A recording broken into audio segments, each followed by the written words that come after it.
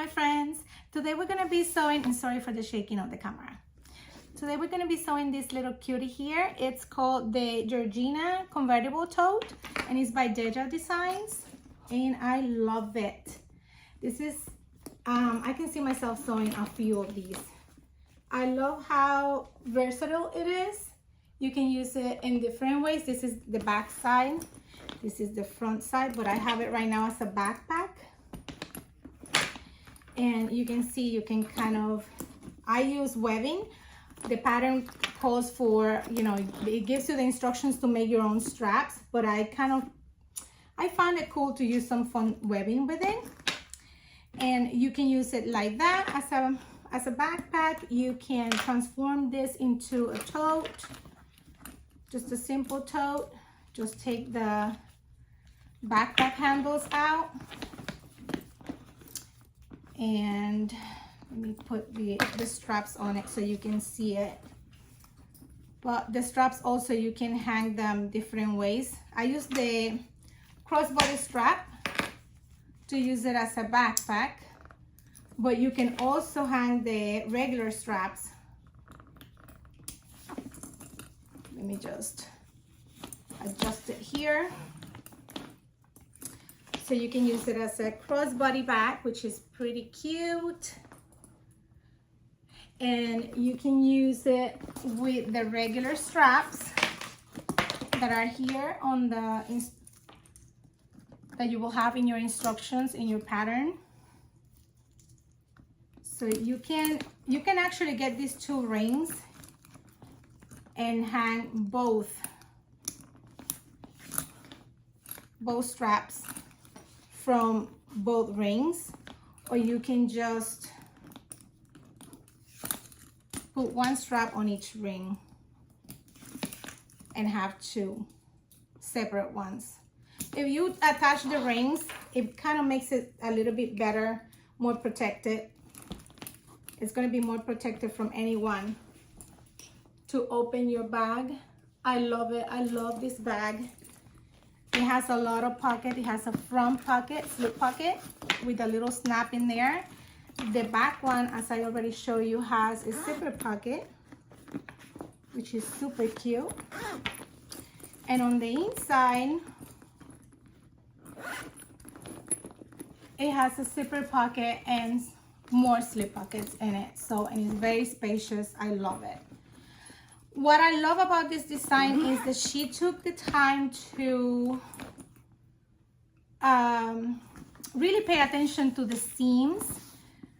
If you notice over here, and I mention it while I'm constructing it, it's pretty cool. She adds on your side seam, if you can see, it's just really thin. So she really plans for that, which I love. As you can see, the strap connectors for the crossbody are hidden inside, which is super cool. And I love every single detail about this bag. I love. So I hope you like the tutorial, and let's get to it. Okay, the first step is to do your base of the bag. And as you can see, I have mine pretty much done, but you're gonna get two pieces on the pattern. One that is for the actual bottom piece, and the other one is a piece to cut your interfacing. I use Decovil Heavy for mine, but you can use whatever it is that you like. I tend to kind of stitch around. In this case, I did two lines of stitching because I like how it looks. But you can do just one, and I make sure that I measure my seam allowance, and then I add 1/8 of an inch, and that way I get I'm sure that I'm going to catch that interfacing, because sometimes the interfacing, you know, this is fused, but just in case it, you know, the fuse, it's not that good, it's still attached and it will not go anywhere. The pattern piece has the holes and the markings for the purse feet, so I went ahead and I marked them on my piece with an erasable pen. Mark my holes, attach my pieces, and then once they were attached, I put some tape to secure them. I did the tape a little bit further in, so maybe I will catch some of that tape as well, but my machine can take it. If your machine cannot take or handle tape, make sure you don't go to your seam allowances, okay? So we had that done. The next step,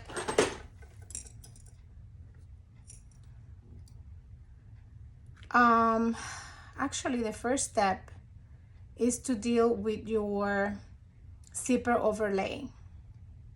The zipper pocket that goes on the outside, the overlay. It's a piece that looks like this, but it's square. You're gonna cut one of that and out of your fabric, and my advice is, let me just get mine so I can show you. All right, so you're gonna cut this piece. This is the first step actually on the instructions. It tells you exactly, it brings a piece. There's a pattern piece for these, but there is also instructions on the pattern to how to cut this. All right, so I cut mine ahead of time, and I did some edge coating on the bottom and on the inside because I wanted my piece to be really neat. So that edging is finished with some edge coat. I didn't do the sides because that's gonna be caught on my seam, so you don't need to do the sides, just the top and the bottom, and if you want, the inside. All right, so you prepare that. You prepare your bottom, and then you're gonna mark your middle pieces, your centers. You're gonna mark your centers from your main panels. From your main panels, you're gonna be marking your centers. I mark my centers on the bottom and on the top, and I also make sure I mark my top. Another thing that I did ahead of time was, like, all the pattern pieces have some markings, and the ones for snaps for hardware, I marked them up where I needed them to be, and I attach my hardware. That's gonna, because I tend to forget my hardware a lot of the time. So I put the pieces that correspond to that. Hardware on the main pieces is only gonna be on the front main. The back doesn't have it, just the front main, okay? So you're gonna mark that. And then it tells you to prepare your zipper panels. If you're using fabric, you need to be cutting your stabilizer that you're going to be using and fusing that. This is pretty much the first steps on the pattern. The instructions are to attach your stabilizers, to fuse them if you need to fuse them. So if you're using the zipper panels, if you're using fabric, you also need to stabilize your zipper panels. That's the next thing on the instructions. Let me see. And you need to be dealing, the next step is going to be dealing with the strap connectors. So let's do that. Okay, for your connectors, you're going to be having a long piece that's for your crossbody strap, and a short one for your,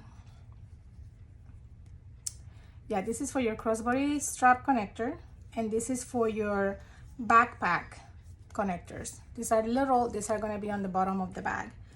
So on the instructions she gave you, if you're using fabric, it's very a good idea if you put some sort of Decovil light or anything that can get your fabric to be a little bit more stronger. But because I'm using vinyl, I'm not going to do that. I just drew a center line. I know each is going to give me 2, so I'm going to be cutting this in half, but I'm not going to do that before I stitch it because I just want to save time. So I drew a line in the middle on my piece, and I'm going to meet the raw edges in the middle.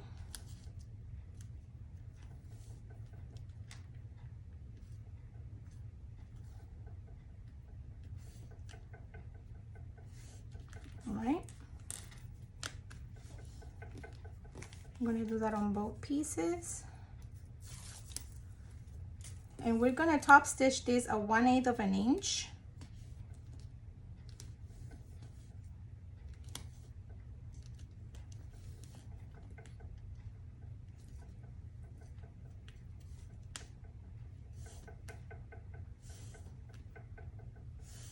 All right. And we're going to be stitching these 1/8 of an inch on each side. My stitch length is a size 5, number 5. I usually like a size 4, like I put it in 4.5 usually, but today I was like, let me just do 5.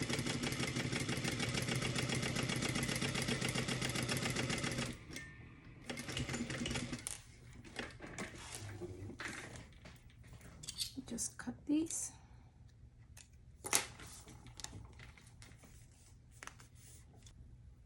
All right, I just want to make sure that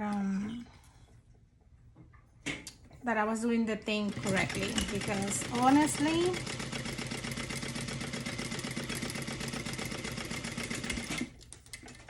you don't want to be stitching the wrong way. But basically, I'm just doing another stitch of line, another line of stitching.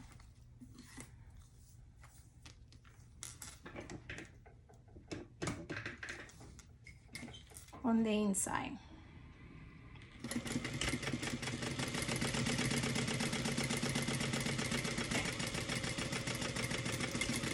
And I'm going to show you exactly what I did. I cut my piece. Yeah, line stitch. That's what I did. I stitched at a 1/8 of an inch on the sides, and I put my previous stitching, I put it on the edge of my foot, which is like about a 1/4 of an inch on my machine, and it gave me that. But on the pattern, you can follow exactly the stitching line that she uses, okay? But this is what I did in mine. All right, and we're gonna do exactly the same for the backpack, I believe. Yes, so I'm gonna do again, I'm gonna stitch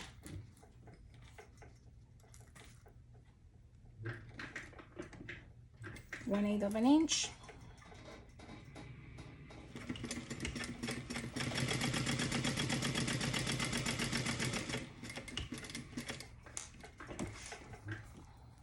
And usually connectors, you don't do the lines, the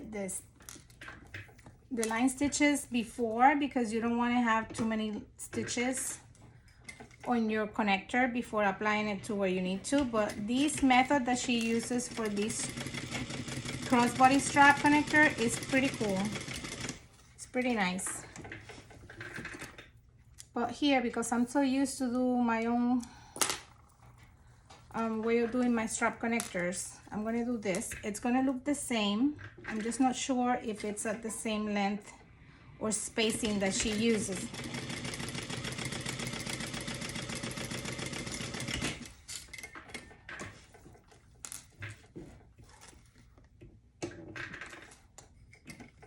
My previous stitching, the one that I have on 1/8, is my guideline over here next to my foot.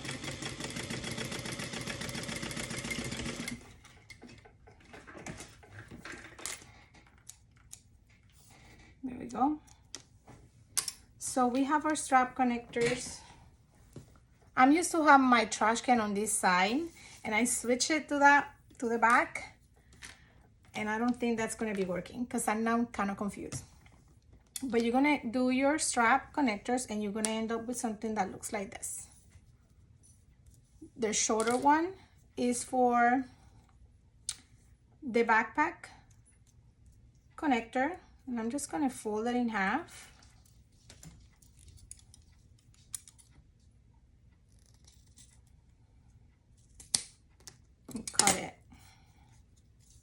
Same with this one.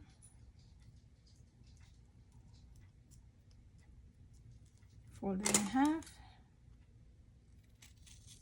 You can measure and be more accurate, but me, I'm like, you know, I eyeball a lot. So I had that set and ready. I like ready. Then it's gonna be making your main connectors.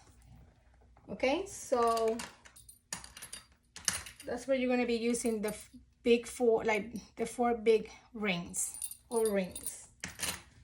So I went ahead. She gives you a pattern piece so you can cut some interfacing. I used Decovil Light for mine. I drew a line in the middle of my pattern, of my pattern pieces, on all of them. And in my case, because I'm using vinyl and I don't think the Decovil Light is going to show that much, I fused it. I decided to fuse it into place, okay? Let me just get you a little bit taller so you can see this better. All right, so she instructs us to, she doesn't fuse her little pieces, but I fuse mine. There's some markings that you gotta do in here, but for now, the first thing that you're gonna be doing is that center line and applying that. And then on top of that, you're gonna get some double-sided tape.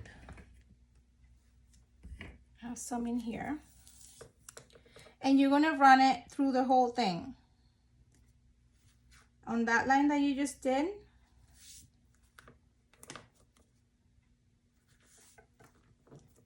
all right, you're gonna run it on all of your pieces.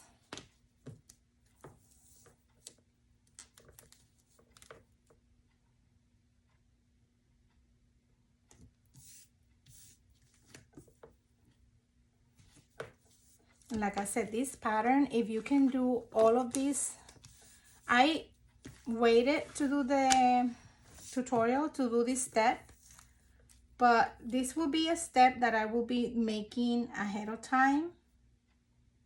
That way, when I'm ready to construct the bag, I have all of these little things done and I don't have to think much. Like as soon as I see the step on the instructions, I'm like, oh, that's done.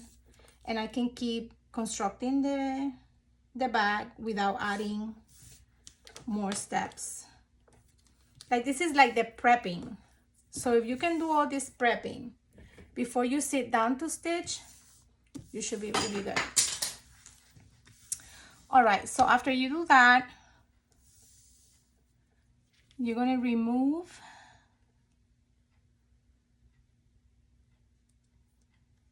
okay. I'm gonna remove these. I believe. And we're going to meet the middle. So basically,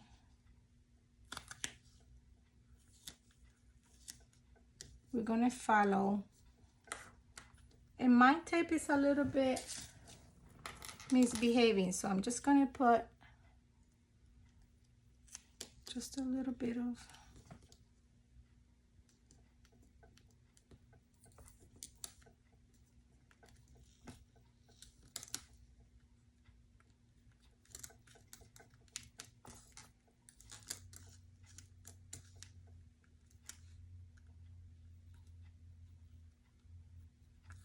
we're gonna meet in the middle.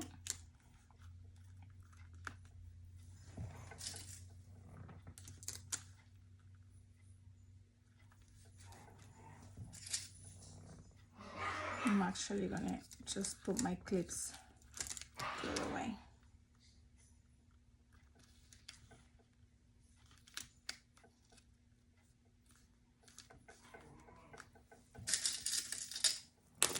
So basically we're meeting our raw edges in the middle.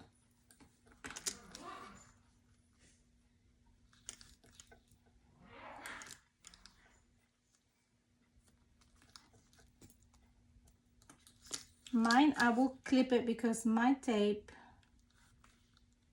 it's not holding this. So there's nothing wrong with just folding it and clipping it in place.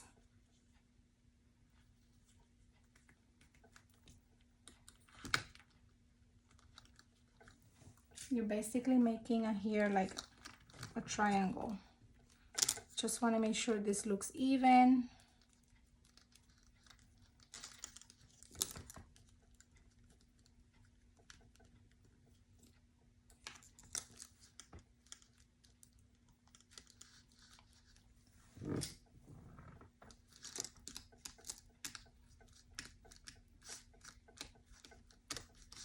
So basically you're going to end up with a piece with 4 pieces that look like this. I'm going to repeat these on the other ones and then I'll come back. Okay, so once you have that, you're going to end up with a little bit, I cut it, but this is going to be like with a little extra here. So you're going to just make sure you level the bottom of all of them. You can cut it up with the rotary cutter. Oh, look at this. This one I haven't trimmed. But you basically are going to end up with something that looks like this on the bottom. So you need to trim that up, or you can put it on the cutting table and use the rotary cutter to remove that excess and make sure that it's flat. And also you're going to use your pattern pieces to make the markings that you're going to need. You're going to meet on the back. I mark them on both sides because I'm a psycho. But you're going to have markings here, here, and in the front, one more. So in the front, if you mark them all like me in front and back, you're going to have 3 in the front and 3 in the back. I didn't do the last one on the back because I knew that was my top stitch guideline. So the next step is going to be, you're going to top stitch on the edge from one corner up here. You go down. Let me see if I'm explaining it. No, you're going to go from here, from the middle. You're going to leave a long thread. You're going to leave a long thread and you're going to top stitch from here down, cross over here and go all the way up to here and leave a long thread. Just pull your thread, do not cut them. And you're going to pull them through the back. We're going to do that now and I'm going to show you how that's going to look. So that stitch line that you did at the one at the very bottom,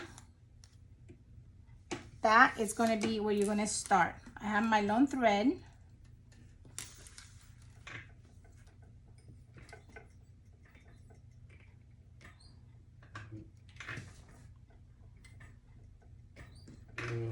And I want to stitch 1/8 of an inch.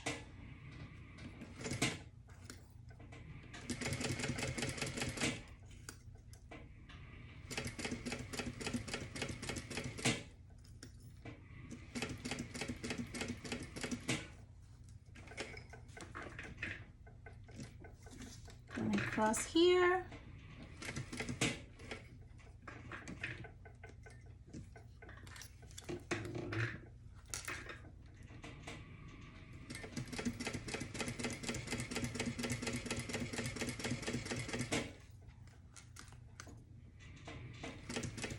And over here, I'm not going to back stitch. I'm just going to get to the end of my stitching line. There we go. And we're going to pull to have a long thread. So basically, you're going to end up with something that looks like this. And now you're going to get these. You see, you started on that line. And then you have one over here and you have one over here. I believe this is your ring connector. Your ring connector, your O-ring, it's gonna be there. It's gonna end up there. But let's not get ahead, okay? Follow me. Now we're going to pull these through the back. So basically you pull on that thread and you see it makes kind of like a loop. See that loop?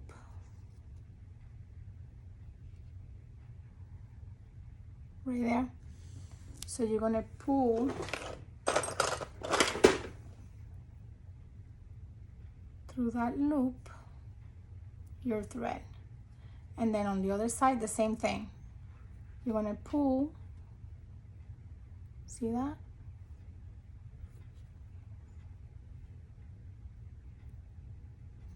You're going to get that stiletto and pull that thread. So you're going to have 2 threads on each side of the back, no thread on the front. All right.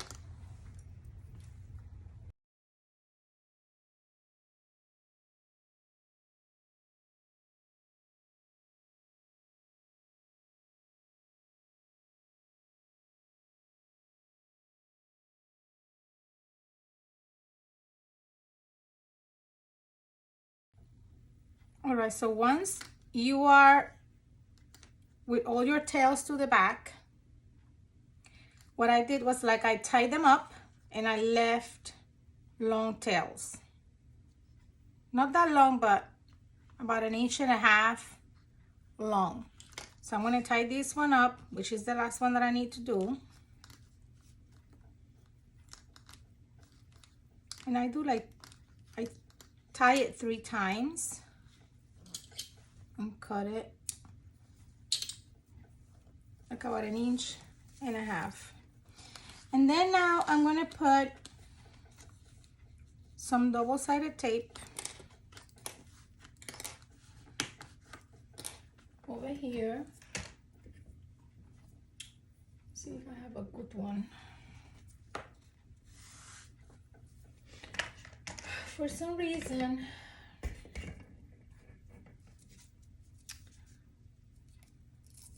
just use this one. You know what? I have bought so much double-sided tape and I never know which one is which. But this one looks like really strong. Yeah, this is the strong one. This is the one that I got it cut with scissors. So I'm gonna do, yeah, it's super sticky. So I'm gonna do that in all of them.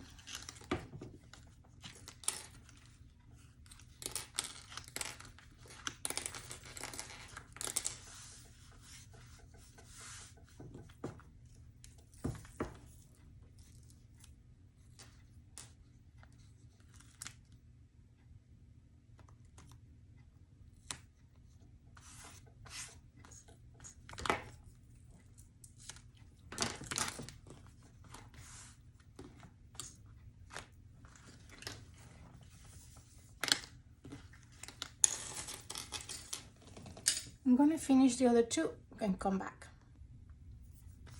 Once you have all that tape in, you're going to take your O-ring and you're going to position it where the marking for your O-ring is.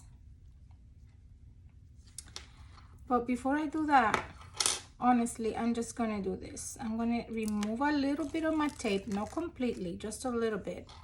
And I'm going to take my tails and I'm going to kind of stick them in that tape, like so. See that? And then I'm going to take my O-ring, and you can refer to the pattern piece, but basically those 3 lines that you made, the one in the middle is the one that your O-ring is supposed to be. And then you fold, making sure it's all center, and clip it so it doesn't shift or it doesn't move. And then you're gonna center and kind of, you know, use that double-sided tape to secure that into place. And then you're gonna make sure to add another piece of double-sided tape to that piece of the connector, just a little piece.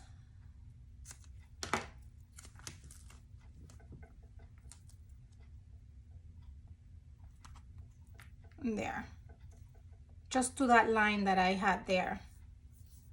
I'm going to do that with the other ones. So I'm going to peel my double-sided tape a little bit, stick my tails in there, get my O-ring, position it where that line is,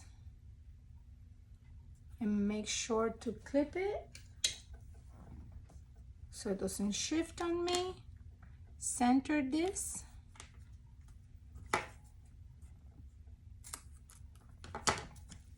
And add more double-sided tape in there, in that spot where that last line is.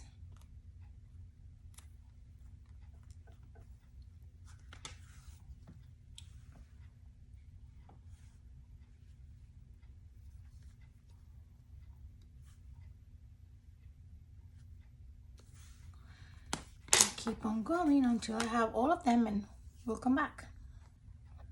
And once you have them all attached like that and you have your tape, you put them aside because for now you're done with your connectors. Next step is move on to straps. You're going to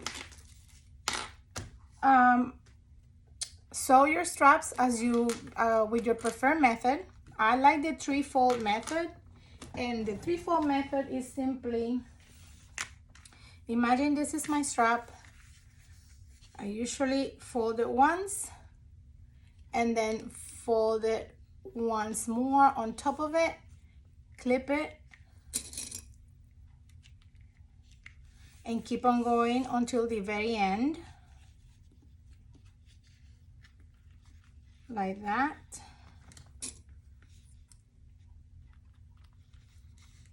And then I do my 2 rows of stitching on each side.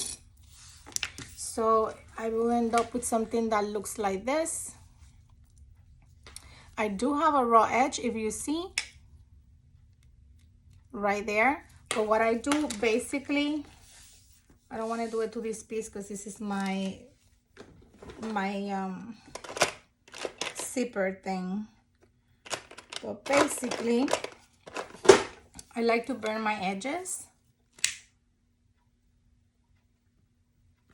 to get that on the edge that's going to be showing, the raw edge that's going to be showing. I burn my edge a little bit, and then if I have edge coat, I do edge coat, or even if I have like a fabric pen that is similar to the color of my border or my lining, I'll do that.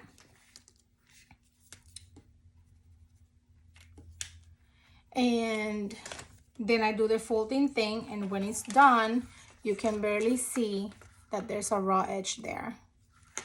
So you sew your 2 straps the way you prefer, and then you're going to measure. The patterns has the measurements for these, but basically you're going to end up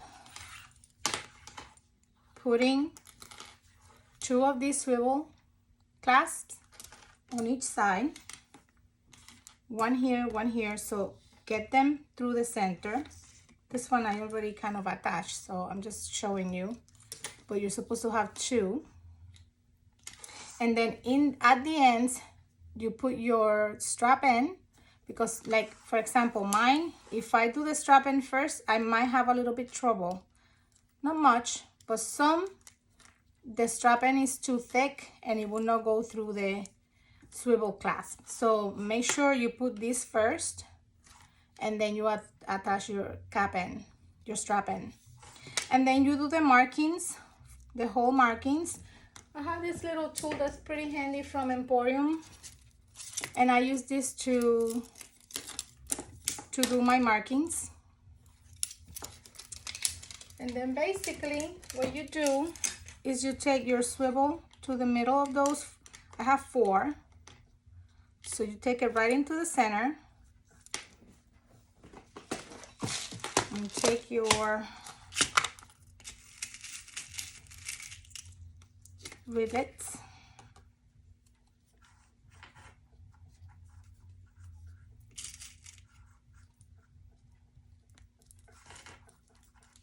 And put them on.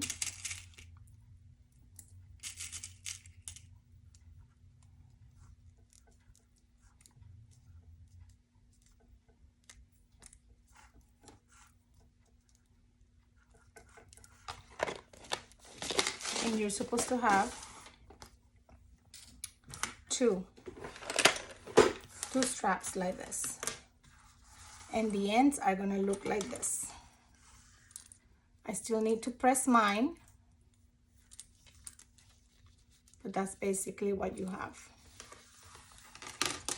If you don't have a lot of the swivel end things, you can just don't stitch them up, but don't do anything to the ends until the very end, because then you can attach these if you don't want to use all the hardware that it comes. That's an option, but you cannot wait until the end. Don't do anything in here, and then you can pass it through here first and then attach it directly to there.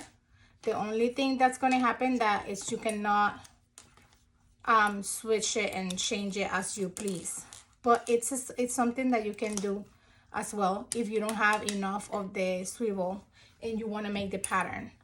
All right, so once you're done with your straps, we'll move into the next step.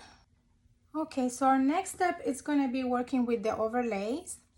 You're supposed to have two, one for your outside main panel for the back panel, and one for the inside for the lining. But on my bag, I'm not going to put an overlay on my inside pocket, so I'm going to just prepare this one for the back. On the pattern, they show you exactly where your line needs to be, where you need to be placing this. What I did was like put a shock line in here. I have trouble with that word, shock line.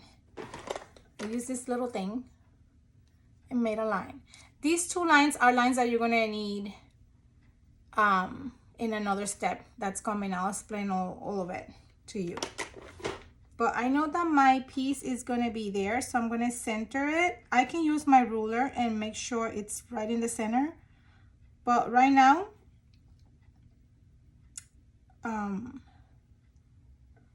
it looks good where it is. I'm just gonna put some double-sided tape, and as you can see, I burn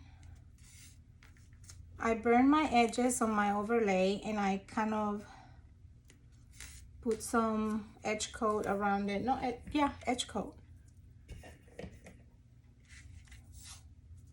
So I'm just gonna pick the edge that I like the most to be the one on the top, which is this one.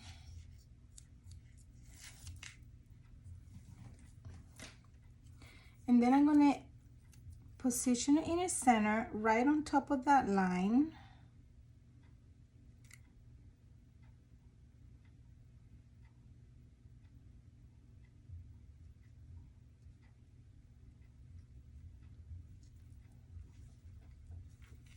And if I see that it moves a little bit, I can reposition.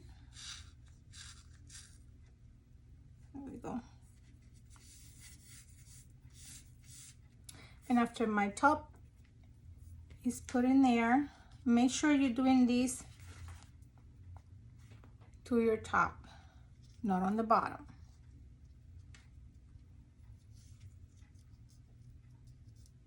I'm going to remove my other piece of tape.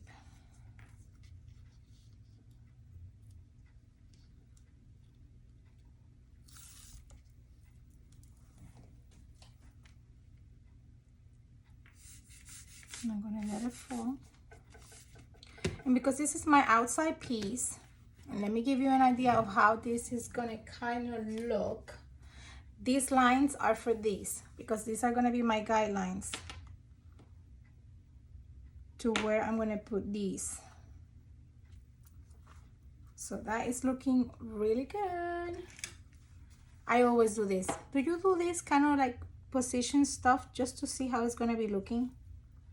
And see, this is going to be covering my overlay on the sides, so that's why I didn't finish it on the sides. So I'm gonna top stitch here, and I'm gonna make sure I back stitch at the beginning and at the end, because this is gonna be covering that.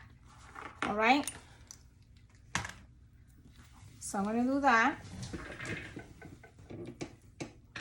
Just move you a little bit closer.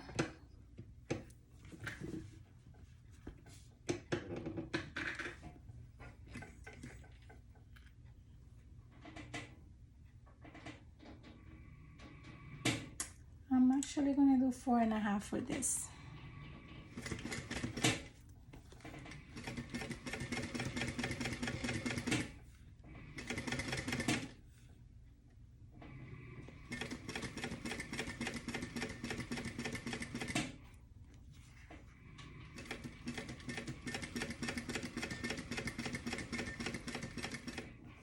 And I know I don't have to stitch that side, but I think I'm gonna do it just because I need that line to guide me, because we're gonna be cutting the inside, and I just don't want to leave it unstitched.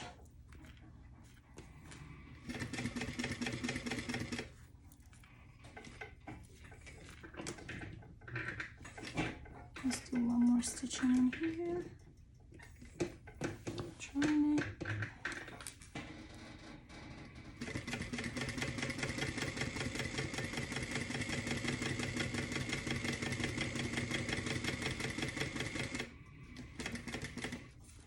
Same over here. I started back stitching, but I didn't have to do it because I really need that box.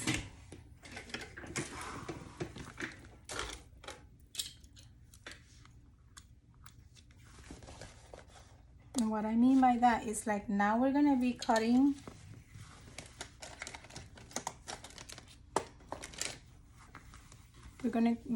the inside, and we're gonna make sure we do not cut our overlay. So I'm gonna put my scissors under, do a little cut there,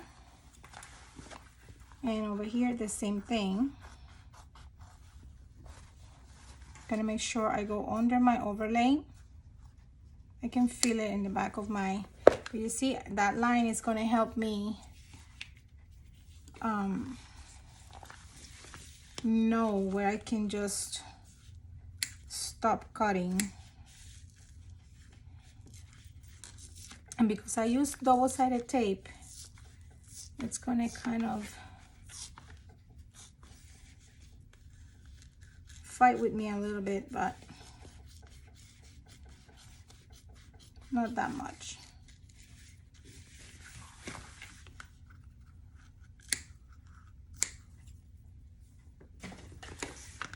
And we're gonna do the same on the other side.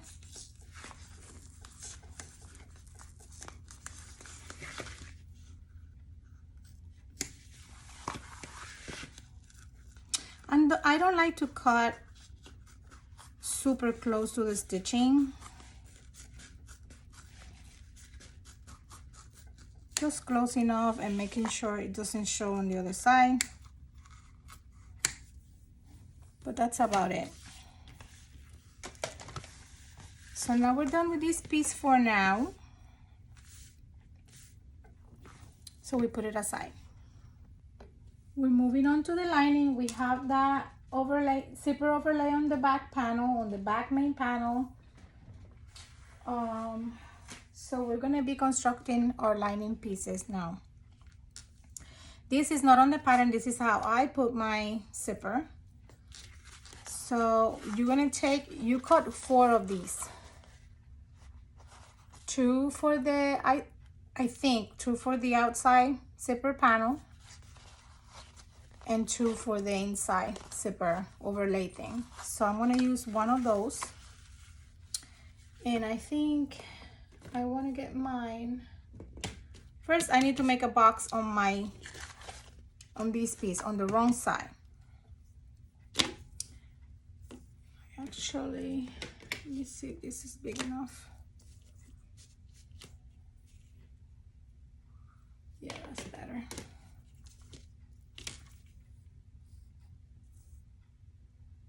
So I'm going to draw. I love these rulers because you can mark. They're about 1 inch, so you have the perfect marking spot. All right, and then that piece,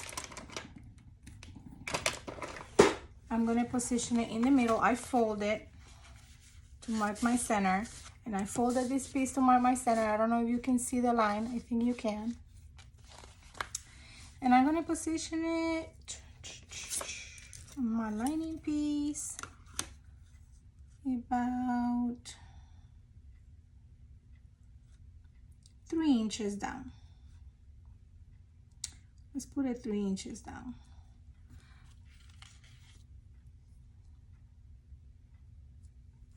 The box that I just made, not the panel itself. The panel itself, it's going to be less. I'll show you what I mean by that. So if I'm going to measure these, my little zipper pocket panel is like about 2 inches. 2 inches down. And I'm centering in there. And we're going to be stitching it. I use 2.5 stitch length for this. I know a lot of people don't do it, but I do it. I have my own way of thinking about this. And I also stitch the whole box. It's just the way I do it.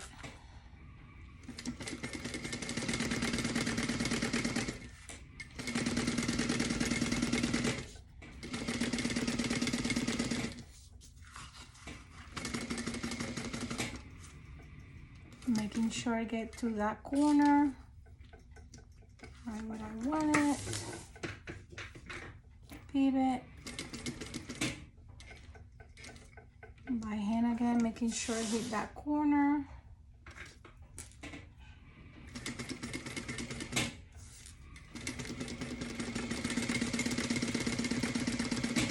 You don't need to rush, and you don't need to go too fast. If you're not comfortable, some people they're very comfortable going super fast, and they do a very good job. But if you don't feel like you have the speed yet, I promise you the speed is gonna come. It's not something you will attain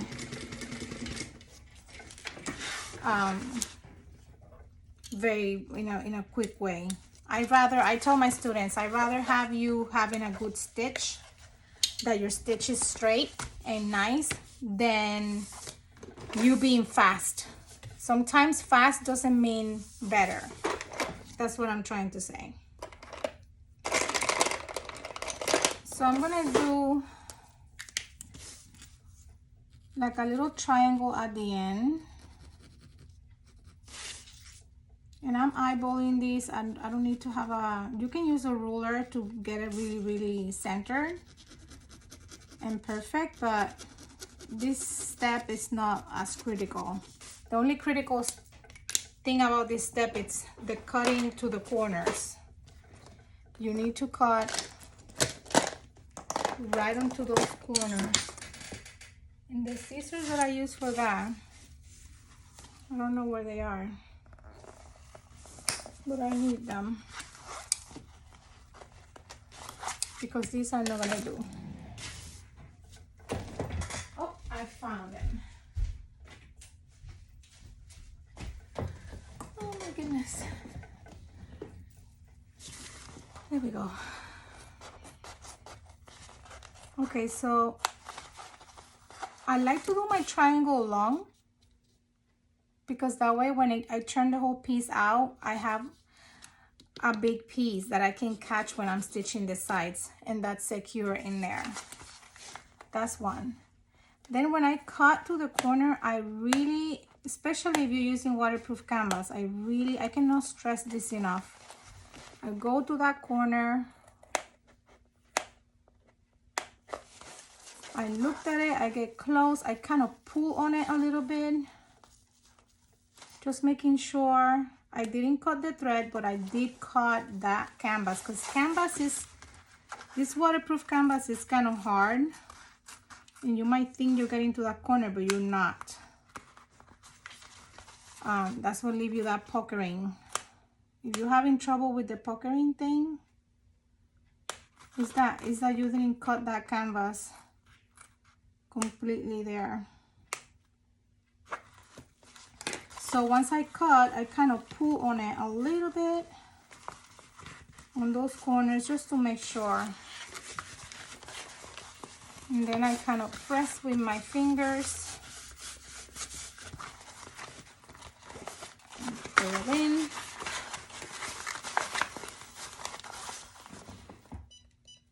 Turning on my little iron.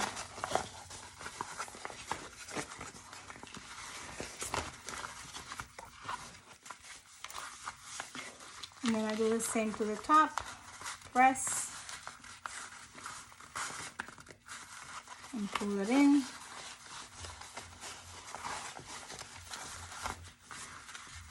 And if I see some puckering,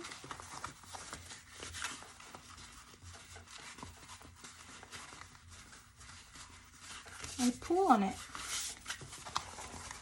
to get that corner to open up, because that's that the thread is pulling and is fighting you. So in canvas you can get away with that, because with canvas I meant, because canvas, the waterproof canvas is plastic. So what I do, I have said this in previous videos, I don't know if you noticed, there's a little bit of like a fuss in here. In the corners, it's a little bit of fuss because, of course, I've been pulling on it, right? So I make sure I open this up, turn my lighter on, and go quickly, and it melts. It melts. The thread melts also, and it bonds. And no puckering. No, it's not gonna be bad. Obviously, do not leave the lighter too long because you're gonna burn it. That little touch of the lighter is just to get those little corners to be clean and neat. But there you go, there's no puckering in there. And I don't even need to iron it. And then we're gonna put my zipper right in there. If you feel more comfortable using double-sided tape to do this step, you're more than welcome to do it. Gonna get you closer, but I like to hold it with my hands. Make sure my zipper is right where I want it. I focus more on the beginning. As long as I have my beginning where it needs to be, and I'm gonna pull a little bit on that beginning.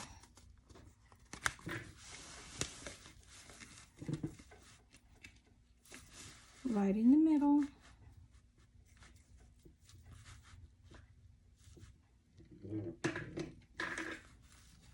Get down my needle, make sure I have a longer stitch.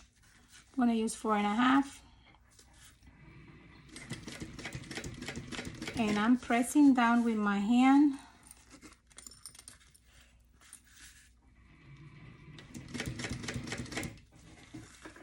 Very firmly. And again, once I'm right there, I can keep on. This is why I don't like to use double-sided tape, because I like to adjust my zipper as I go.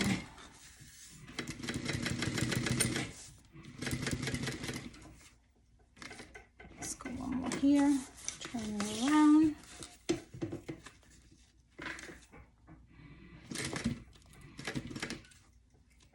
One more stitch in here.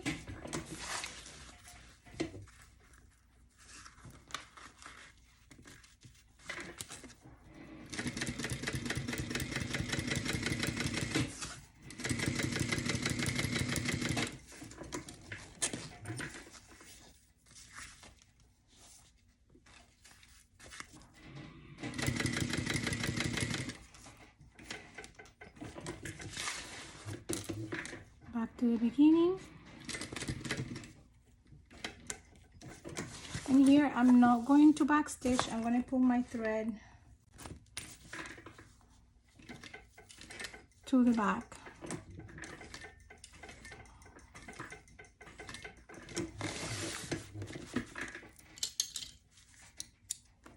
But as you can see, it's pretty good.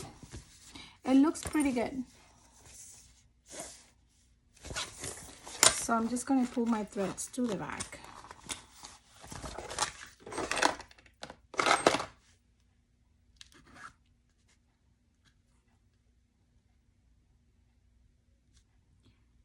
Sometimes it's kind of easy, sometimes it's a little bit of a pain, but I just love this look.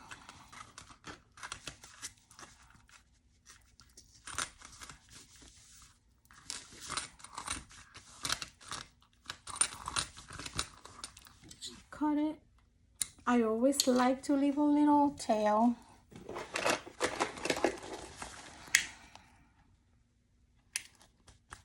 And do that. That way it kind of sticks in there. If you don't feel comfortable doing that and you want it like more settle in there, you can kind of keep on pressing. Bring it a little bit more. And it will not go anywhere. So now you get the other piece. So now you're supposed to have 2 left. Let me move the camera again. I'm so sorry for the inconvenience of moving the camera. So basically now you put your other piece on top of it, right sides together, and I'm gonna leave a hole in this one because I'm not sure how I'm gonna turn these. So basically I'm gonna turn it and make sure I don't stitch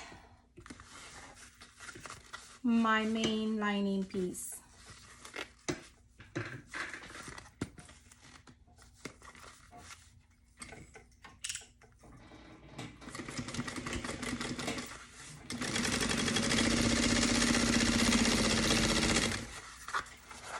And you see that triangle that I was talking about? Let me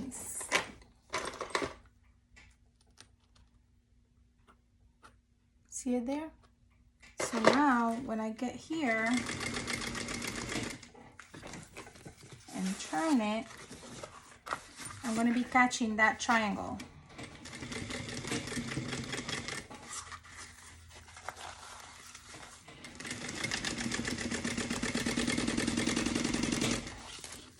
And on the bottom here, I'm just going to do a little fold.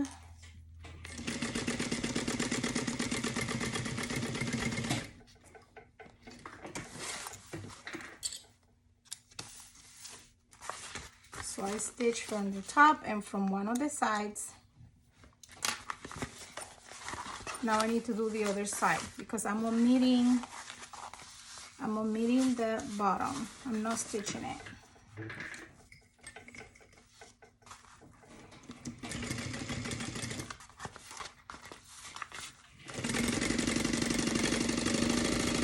And again, I'm going to catch that other triangle on this side.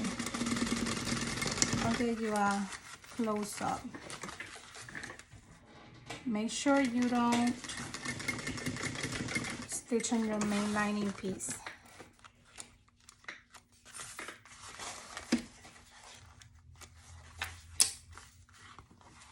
And what we do with that fold, first of all, we trim. Let me show you the triangle a little closer.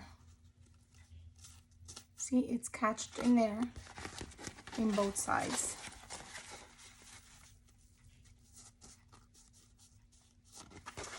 So we're going to trim this.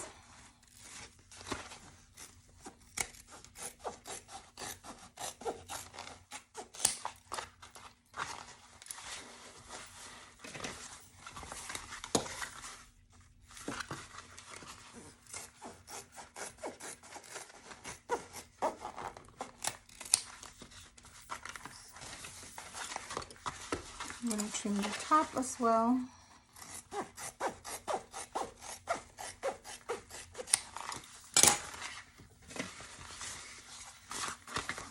And with that fold, we open it.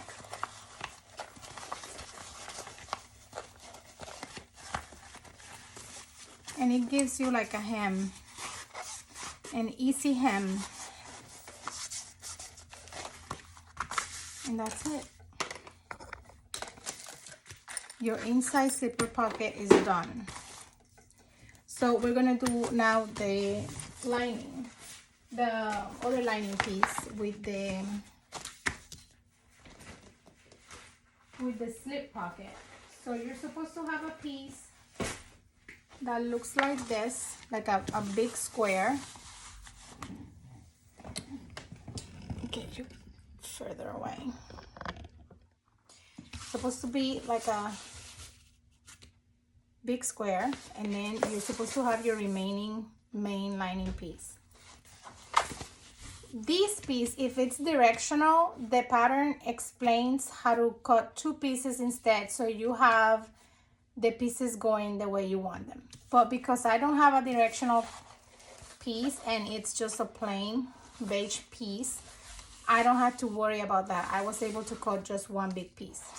All right, but if it's directional, your fabric or your lining, you need to follow the instructions on the pattern to cut those two pieces and stitch them to do it that way. Alrighty, this is the piece I was looking for. You're gonna get that big square. It's a little bit more of a rectangle. It's wider one side than the other. So you're gonna get the side that is pretty much the same length as this piece. This is gonna be a border for that slip pocket. So you're gonna fold it this way. And what I'm going to do, because I don't want any trouble, I'm gonna baste it or stitch it, but about 1/8 of an inch. I'm just gonna stitch it into place, because I don't want these to move at all.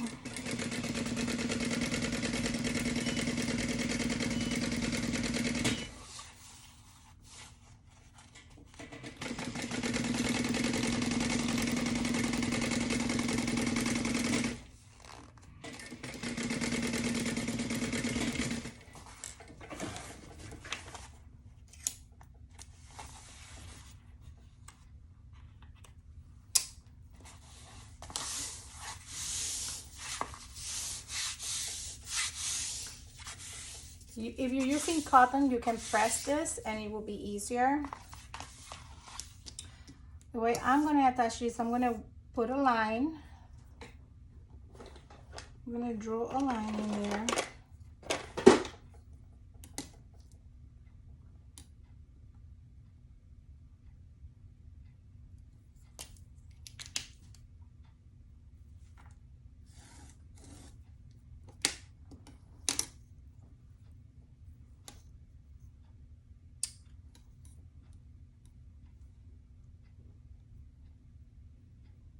My line is in the middle.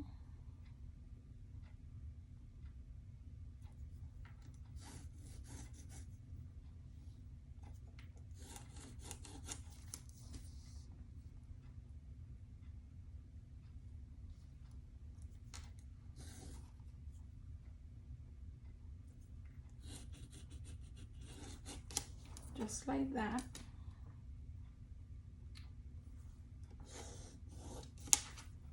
There we go.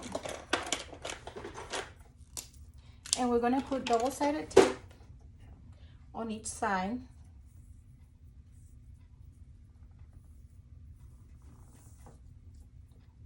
Maybe one, the instructions say you're gonna put them about 1/16. Let me zoom in here in the pattern. Yeah, about 1/16 away from that line. So really close to the line, but not on the line.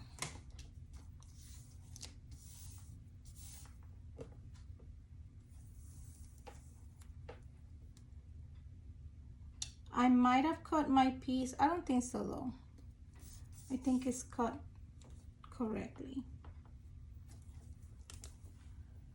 But this is something that you can switch if you think it's too thin and you're gonna have trouble stitching it into place.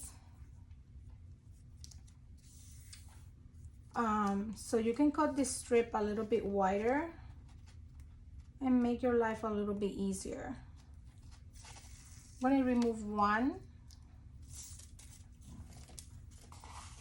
and I'm going to use that line to guide where I'm going to be putting my piece, the piece that I just pasted together, not the folded one, the one that is stitched. So I'm going to position it right on the line.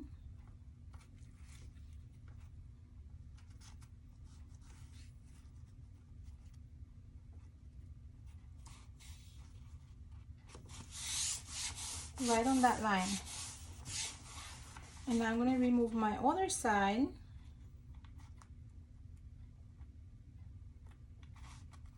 If it lets me. And I'm going to fold it over it. And when I'm folding it over it, I'm going to be putting some clips to make sure it holds. So we don't want any accidents in here. See?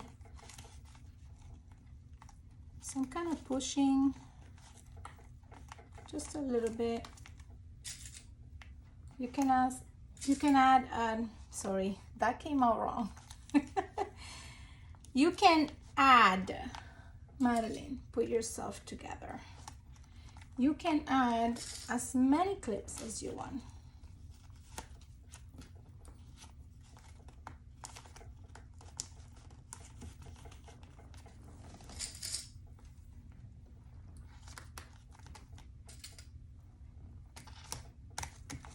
There we go.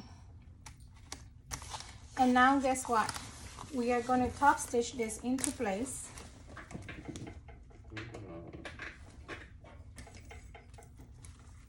I'm going to use my longer stitch length again.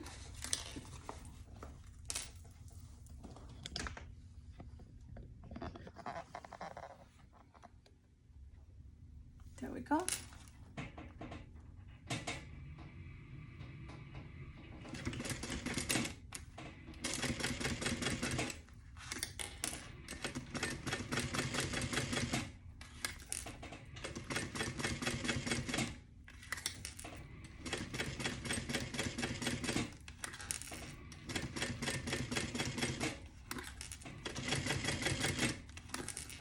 You see, I'm not rushing. I'm stitching very calmly.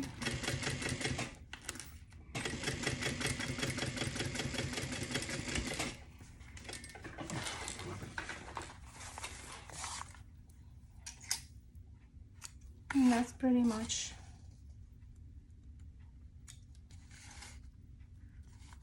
my bottom thread. Kind of got caught up in here at the beginning, but it doesn't look bad.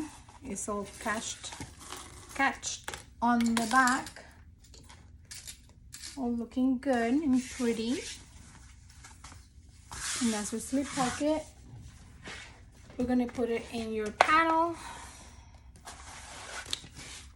You're going to take your main panel piece. Let's go back again.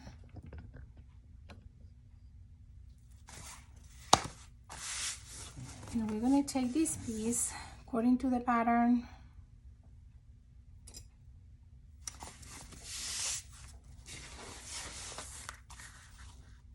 There is some placement on the pattern piece for it. All right, so take your pattern piece and make sure you do that line. Mark that line. I don't know if you can see it here, but I marked like a pink line in there. And now I can see exactly where my slip pocket is going to be. So I'm going to make sure I clip this into place.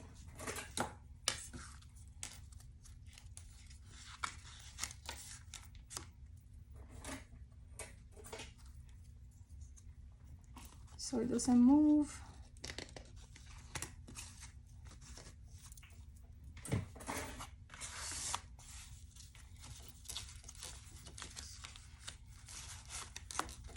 That's it. And we're going to be stitching it on that bottom fold. We're going to be stitching it into place.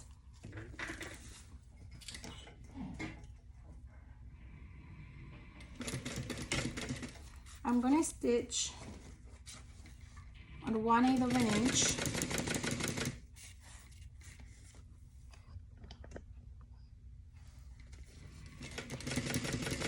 I'm so sorry, I think I'm off my game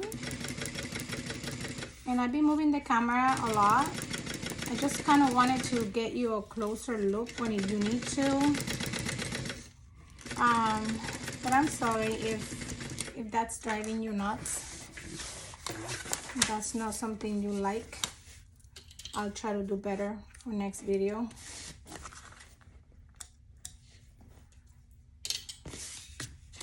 But maybe me, I'm gonna do another stitch line because I kind of like it.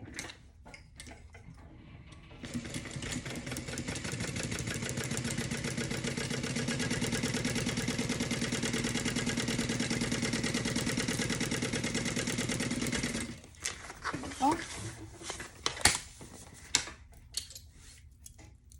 2 lines always look prettier than 1. I don't know why. That's what I think. All right, so next step. Okay, the pattern instructs you to start stitching here to baste it into place, then coming down, coming up to the middle, do like a 1 stitch or 2 maybe, and then come down again, come this way, and then come up on the other corner.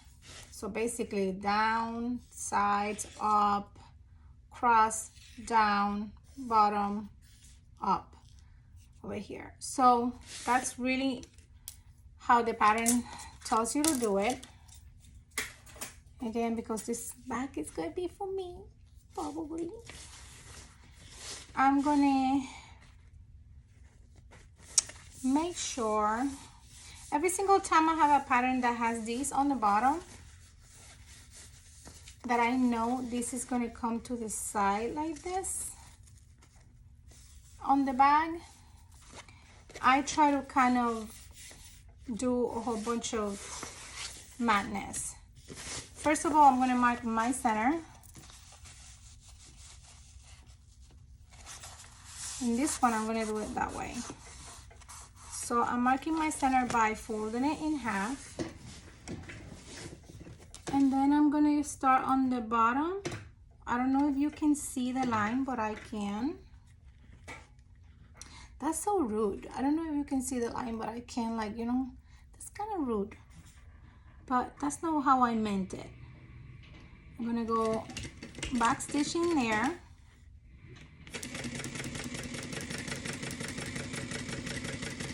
Make sure I don't switch too much. And I'm going to go right on the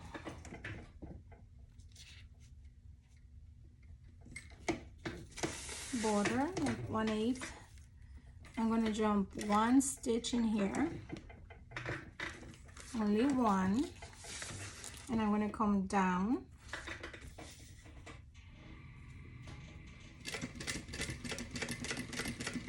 Did a little bit of back stitching, but not much, just 1 stitch. Making sure I keep this as straight as I can.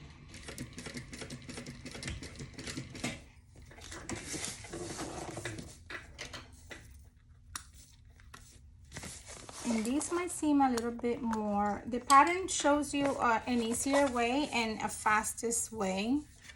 But again, it's crazy. So what I do is, like, I take this as my guideline and I'm kind of close it in there and fold again.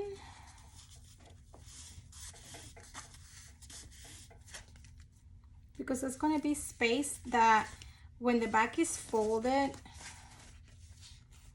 I can use that for like pens or something else, something thin, like a pen, maybe a lipstick or something like that. And I like to do like a long one in here and a short one in here. So maybe this one is for like a little short lipstick or something like that. You'll see what I mean.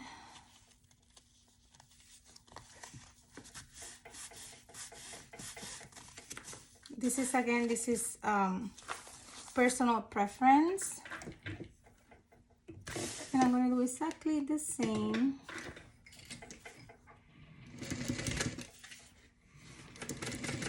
Plus, it gives me an opportunity to add some more rivets, which I love rivets. So this gives me that chance. I'm gonna go one stitch only, one stitch. Then I'm gonna come down.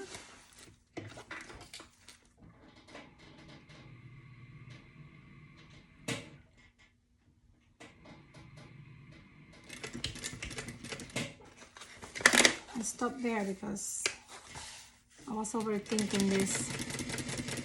The other one, I'm gonna do it a little smaller.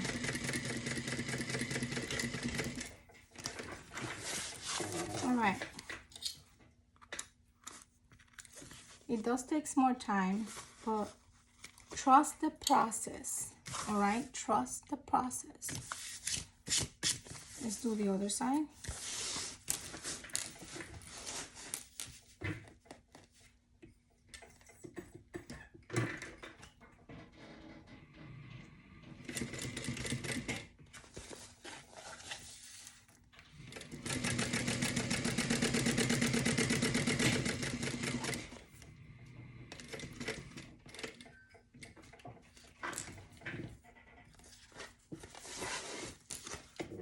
Go one little when you closer.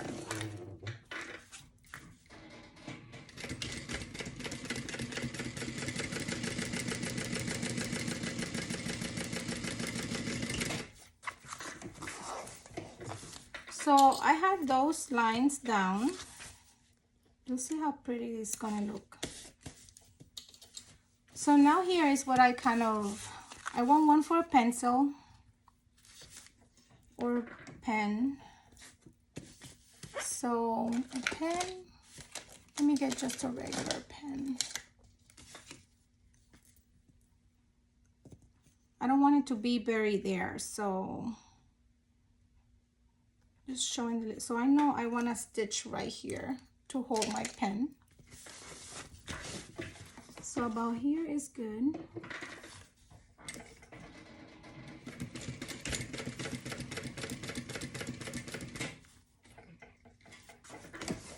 Coming down one stitch. Again, you gotta be cohesive. Like all of your stitching needs, at least that's the way I see it. Like your stitching should match.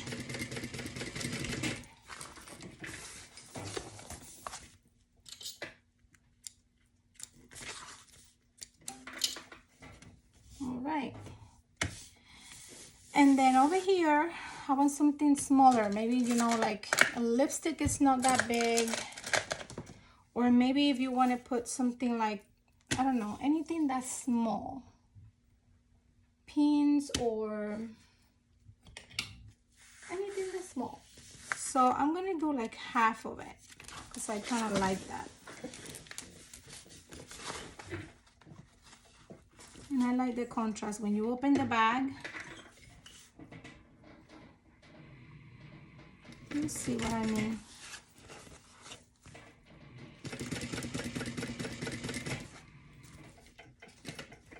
And try to not pass your stitching, your previous stitching. Just try to stay between those lines, because then it's not gonna look the same.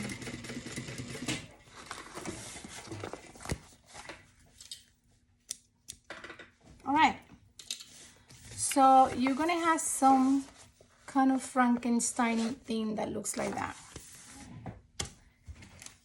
And I'm gonna be attaching some rivets.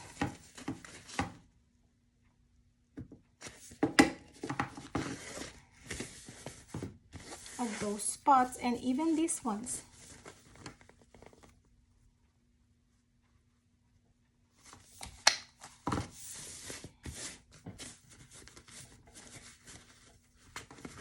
Just get this one, just trying not to catch my stitching over here. It's gonna be a smaller one. I don't want my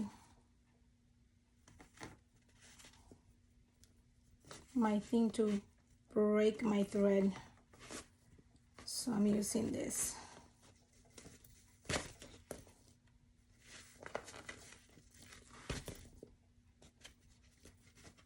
There we go. So I'm gonna put rivets in all of this, and then I'll show you.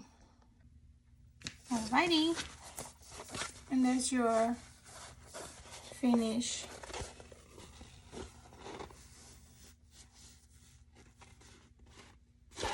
Slip pocket panel. And again, this is what I like about this size bags. You can personalize your slip pockets as much as you want. You can just do 2 pockets, 3 pockets. You can divide it in 3, like 2 lines, and have 3 pockets. You can do this that I did here for little things. You can see I can put my pen in there. Maybe something smaller in there. But yeah, that's pretty much. So you have your zipper pocket done and your slip pocket done. Next thing, we're gonna be using these 2 pieces. Like I said, I put my hardware, when I cut them, I mark them out of my pattern, and then I put my label where I wanted it. So after you do that, you're gonna get right sides together according to the pattern here. Yeah, you're going to be stitching this.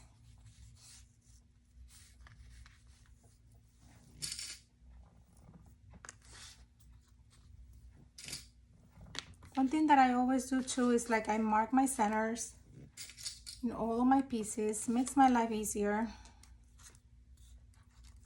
And we're gonna be doing a stitching 3/8 of an inch.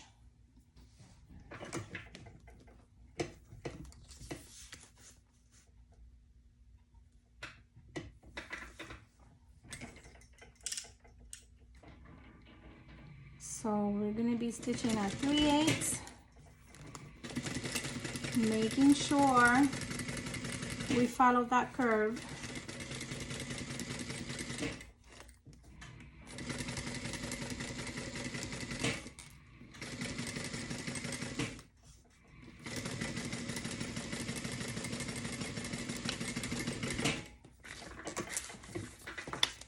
All right. And then we're going to be turning this, but before we turn this, we're going to do some clipping.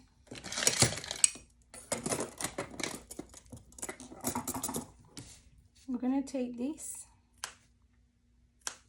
curve and we're going to be clipping it. I like to do my clipping close to the stitching.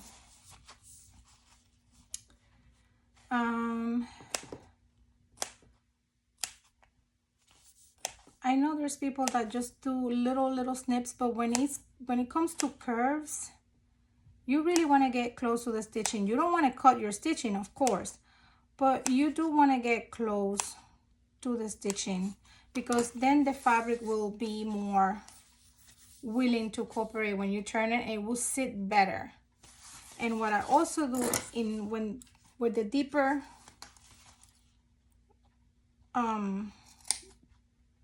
the curve is kind of more pronounce. I do like a big notch every once in a while.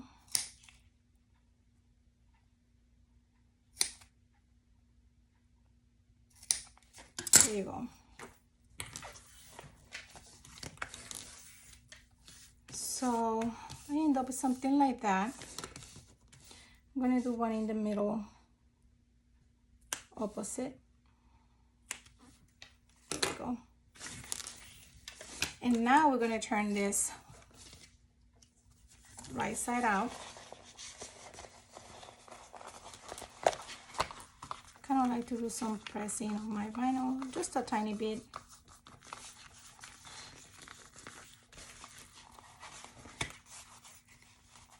And that curve is going to be behaving a lot better than if you don't clip that close.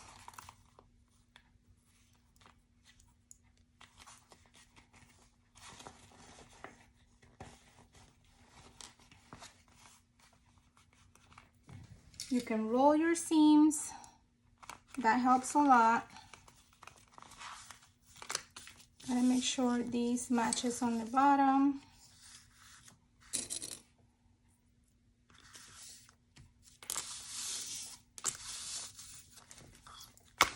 And it's looking good on the top.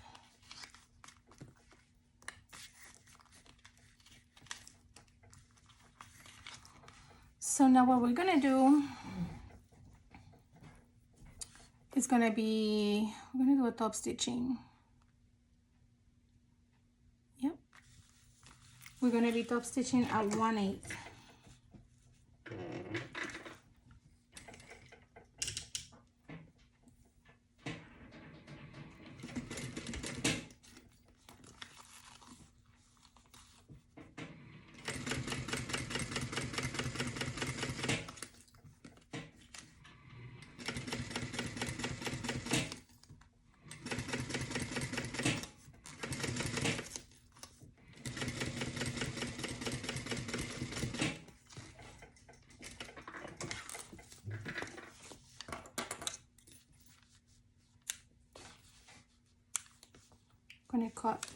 Gonna end up having that little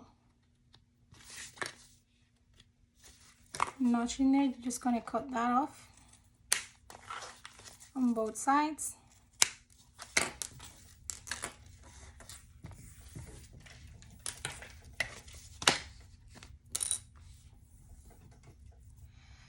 And then, because we already did our snaps and we positioned them where they needed to be,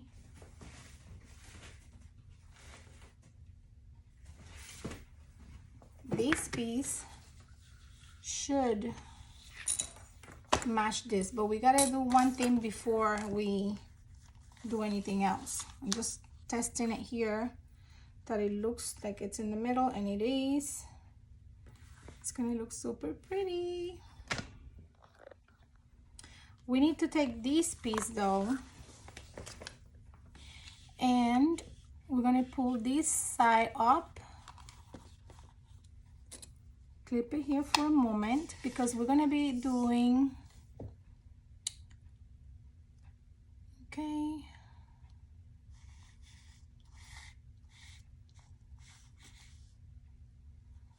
we're gonna be cutting a portion of this out.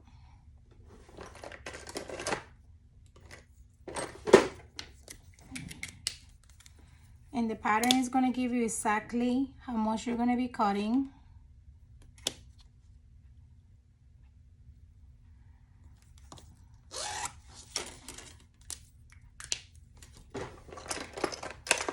You're basically going to be cutting a piece.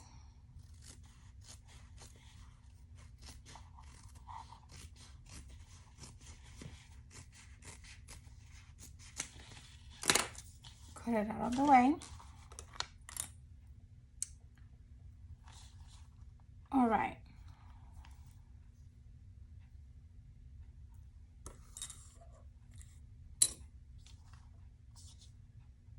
So we're going to be putting these now. We're going to clip it. to our main panel. We're gonna make sure this is straight. We don't want this crooked. And again, how we can prevent that? Marking our centers. I have a little notch on the bottom there.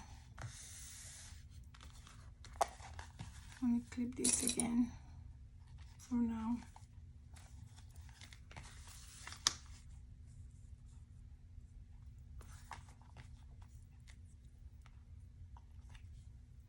And we're going to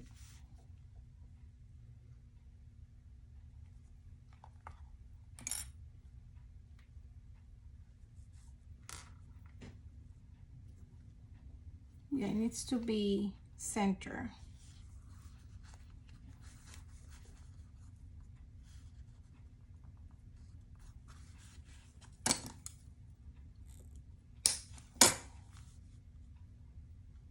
All right, now I know it's center,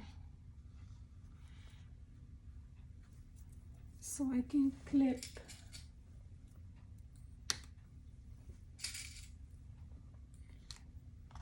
and clip this out of the way.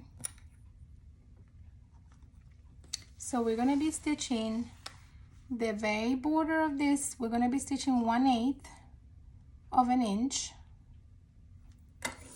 and then another 1/8 over that first stitching.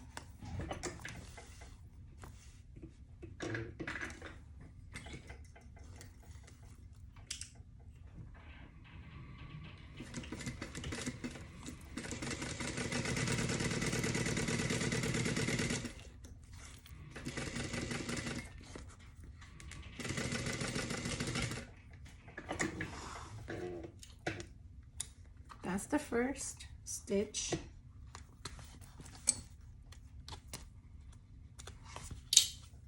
Now we're gonna do another one. 1/8 about that one.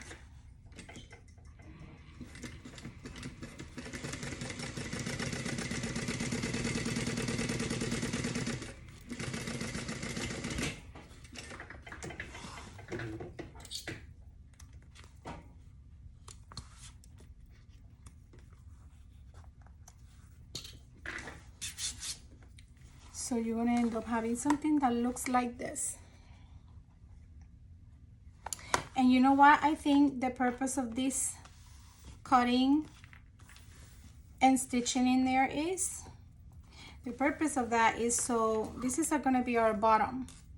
So I believe, maybe I'm wrong, but I believe that's to eliminate some of that bulk, because this is gonna be stitched to the bottom and you don't wanna have a lot in there, you know. So that is brilliant. What's next? So the next step, you remember those tabs that you did at the beginning, the ones for the backpack? You're gonna get them both together. I'm gonna do them both at once, but you have in the pattern some instructions to put holes in them. You need to put 4 in each tab. So I believe this is my first marking. I'm going to put 1 here and 1 here.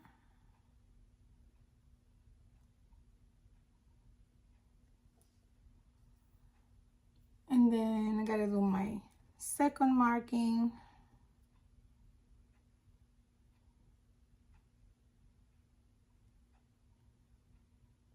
And you're just gonna center it in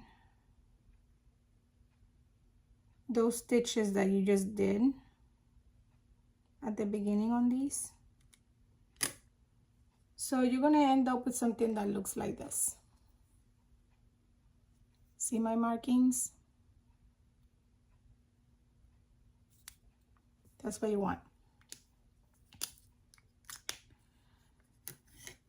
Because that's our next step.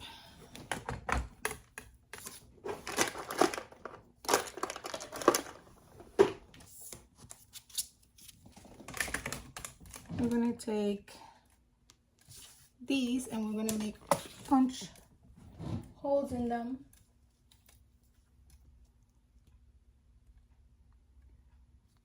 Wait, just making sure I have the smaller.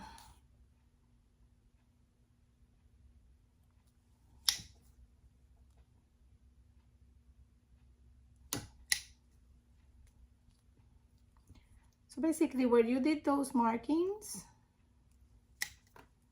you're gonna punch a hole.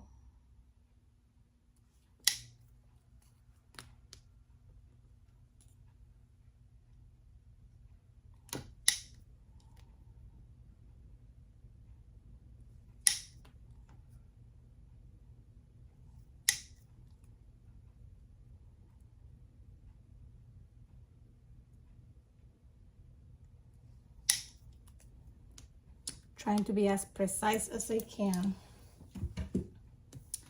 There we go. So let me see if I can put it that you can see them. All right, so then you're gonna take your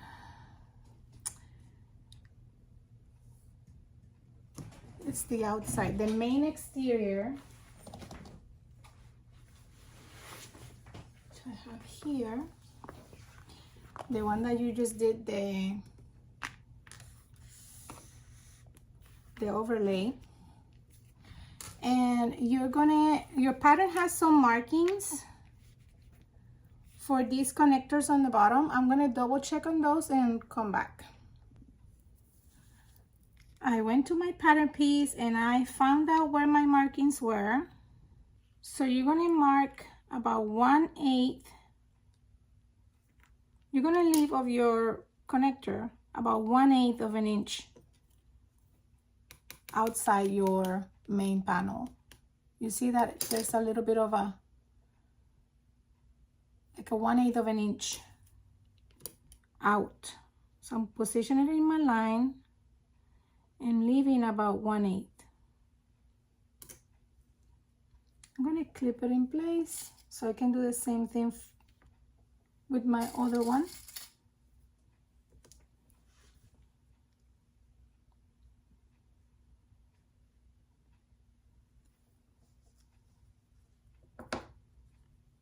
There we go.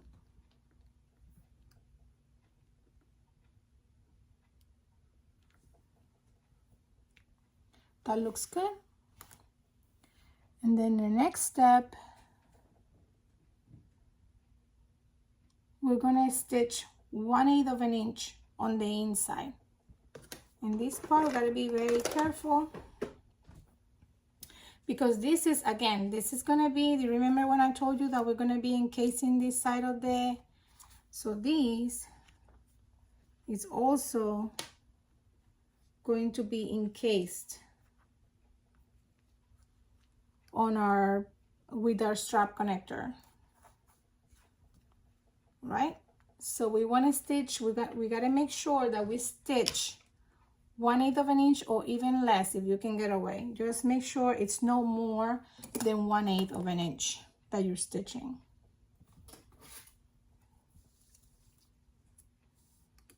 I'm going to make sure I put one of these big ones in here because I don't want that to move.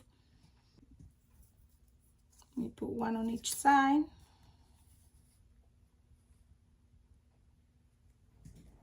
And we're going to be stitching 1/8 of an inch on each side.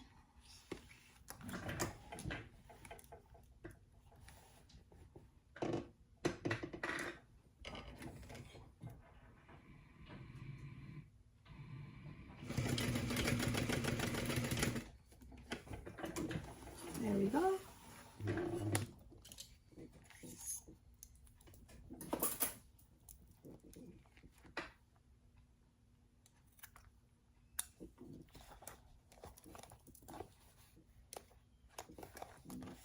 Now let's do the other side.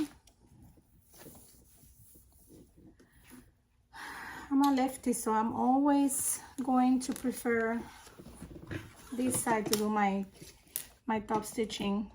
I'm here making sure that my tab My connector is on the line that I marked.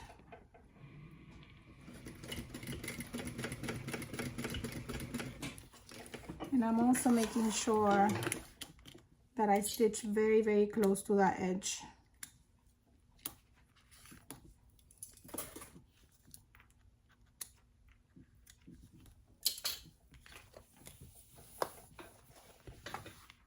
And you end up with something that looks like that.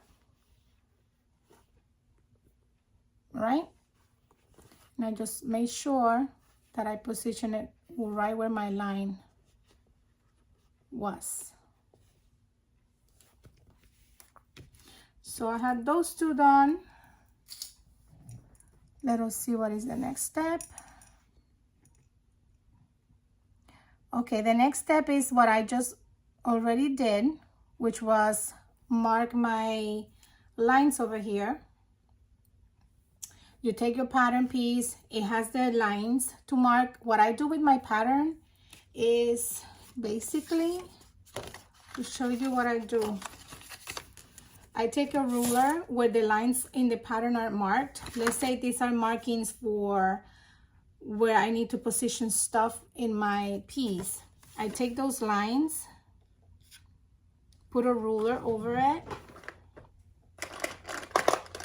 and I don't have it here, but I have something that might work.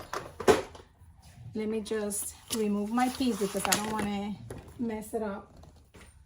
But basically, just let's imagine that this square is a square that I need to put on my actual piece.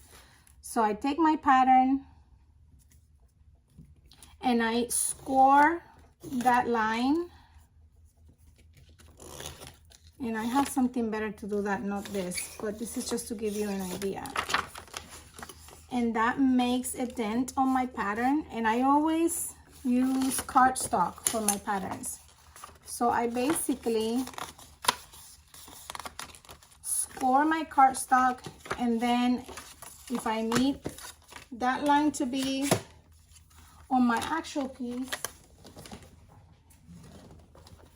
then I position it, I lay it the way that it needs to be on the pattern, and then I position, and then I get my chalk and I trace those lines. So that's basically what I did with this. I took the pattern piece, score these lines that it has on the pattern, fold them, and then mark my lines.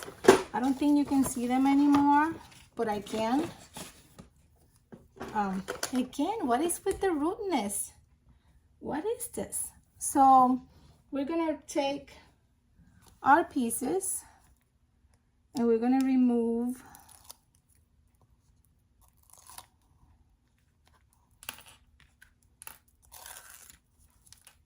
our backing of our double-sided tape, and we're going to use those lines to guide us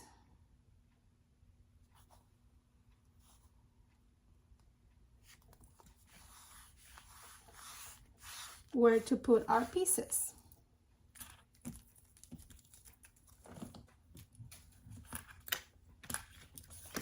And we're going to do that. Yep. So we're going to do that with that one and with this one as well.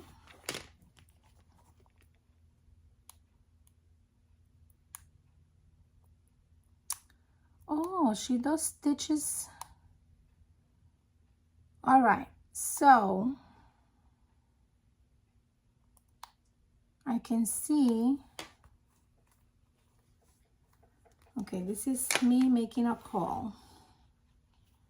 You don't have to remove all of it because there's a step in here that you need to do. That was my wrong. But I can blame it on you because this is my video, so it will be okay if I blame it on you. But basically, I'm just like thinking, basically, yeah, we need to put this back.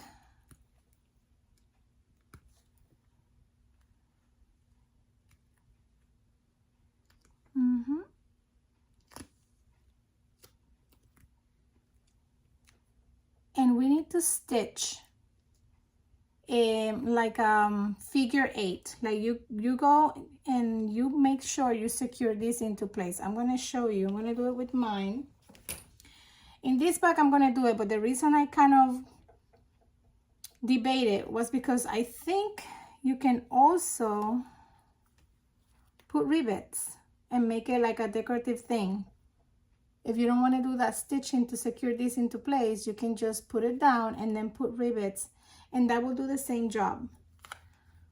But I'm going to follow the pattern. I'm going to follow the pattern and I'm going to stitch it into place. Let me see.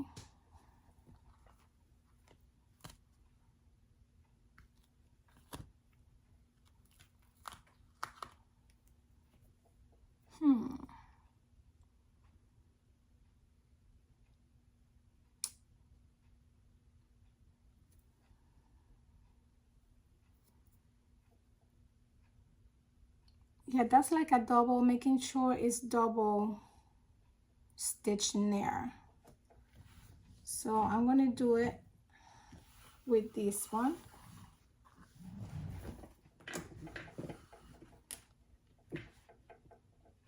And I'm just going to do, in my case, I'm just going to do a square.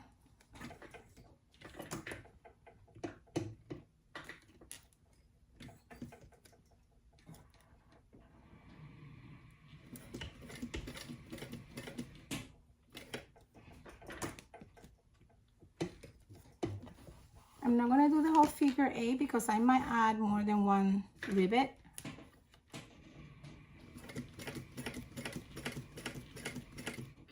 So I'm just going to do a long rectangle.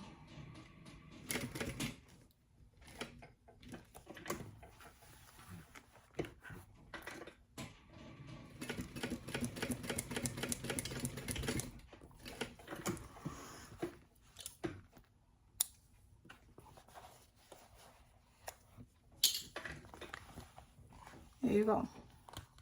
Because it's very secure there with my double-sided tape. This double-sided tape, this is the good one. I just need to find out where I found this one. All right, so we're going to position this back again. After you do that, I'm going to show you here. I just did a rectangle in mine, but in the pattern she says to do that rectangle and then come here and make it like an X. All right, or a figure 8. And it will work fine. On the back, see my rectangle there? All right, so I'm gonna put this back. Again, I have my markings here.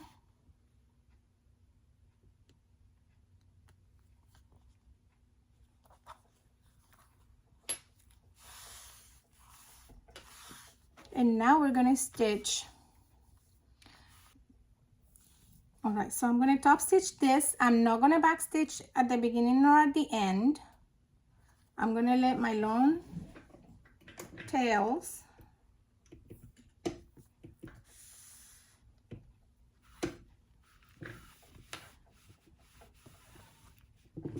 but I'm going to get my needle right in that last stitch hole that I have there. And I'm pressing with my hands.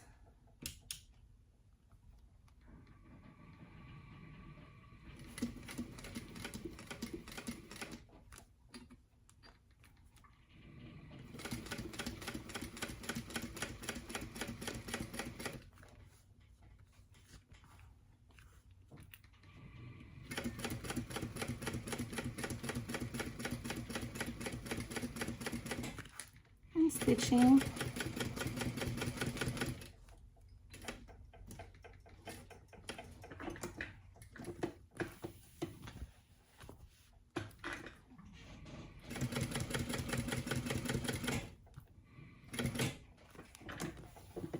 I'm gonna go the other way.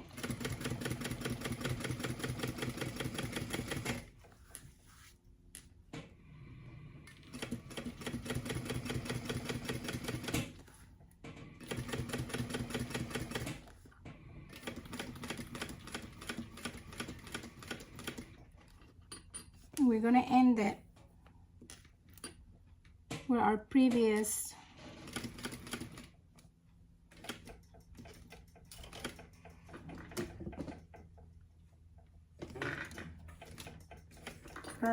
stitching was. Gonna pull it and leave long tails.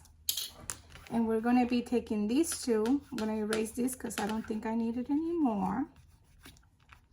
But these two, we're gonna pull it through the back.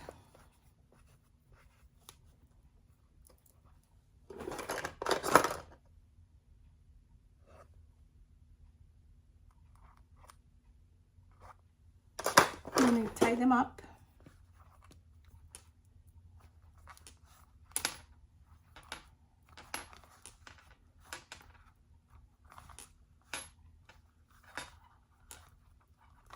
Just like so.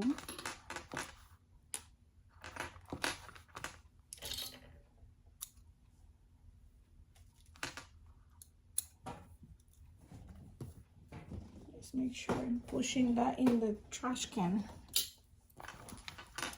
And I'm always burning my tails.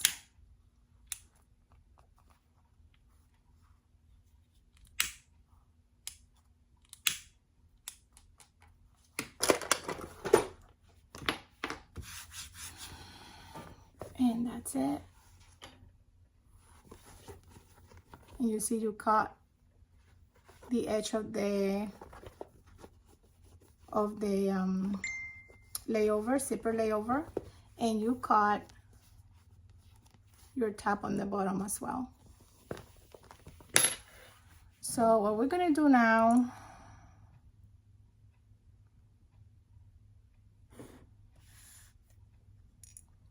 we're gonna mark according to our pattern pieces. We're gonna mark because there's gonna be a rivet right here to secure. You don't want this ring to be too loose in there. So we're gonna take our pattern markings and instructions to draw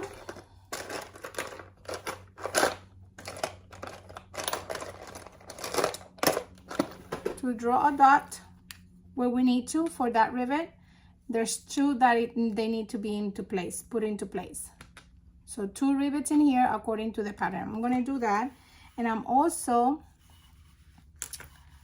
gonna be marking. Okay, so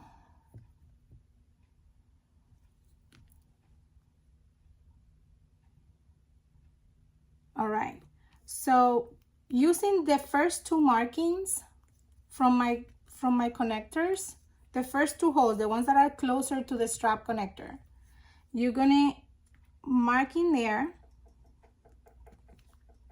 all right, and you're gonna end up doing this. You see that? I used the 2 first ones and use them to mark a hole on my main panel. So we're gonna punch those holes and we're gonna put rivets on them.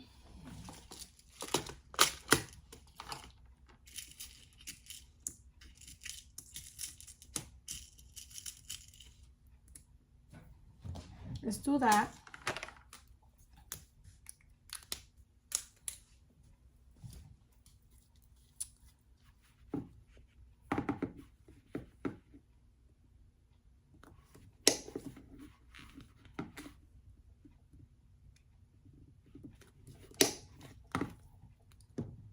That's that.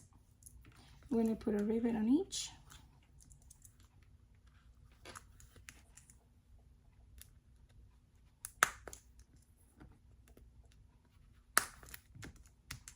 And then you're going to put your ring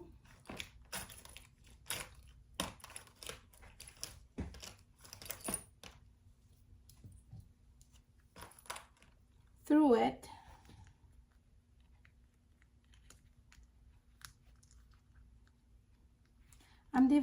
I'm dividing now. I don't think I'm going to use the round ones for the bottom because this way it's not going to work that well.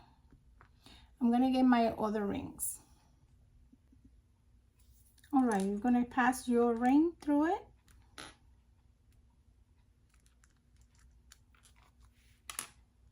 And you're gonna remember that you left a little bit of like 1/8 of an inch away from your main panel. So now you're gonna push it back in.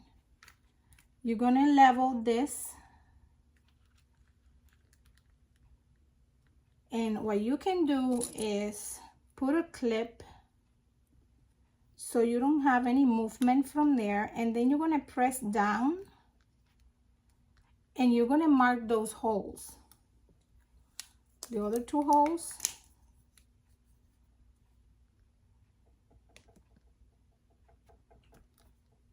All right, so basically I level my tab with my main panel and put a pin or clip so it will not move. I flatten it out here, and the other 2 holes that we had, now I'm going to mark those there, and I'm going to punch a hole on them. So basically have them marked there.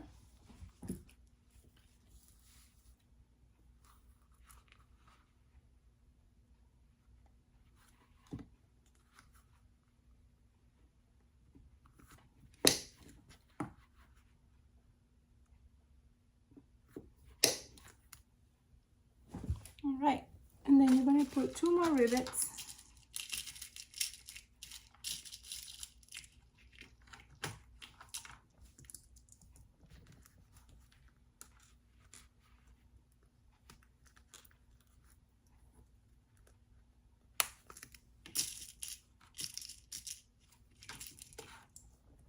Put the other one.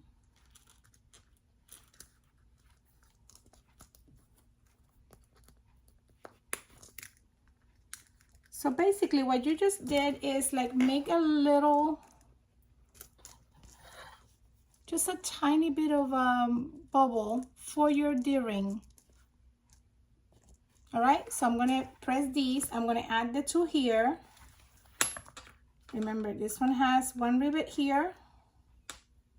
I'm gonna read it in the pattern and put them in, and then I'll show you what I have end up with.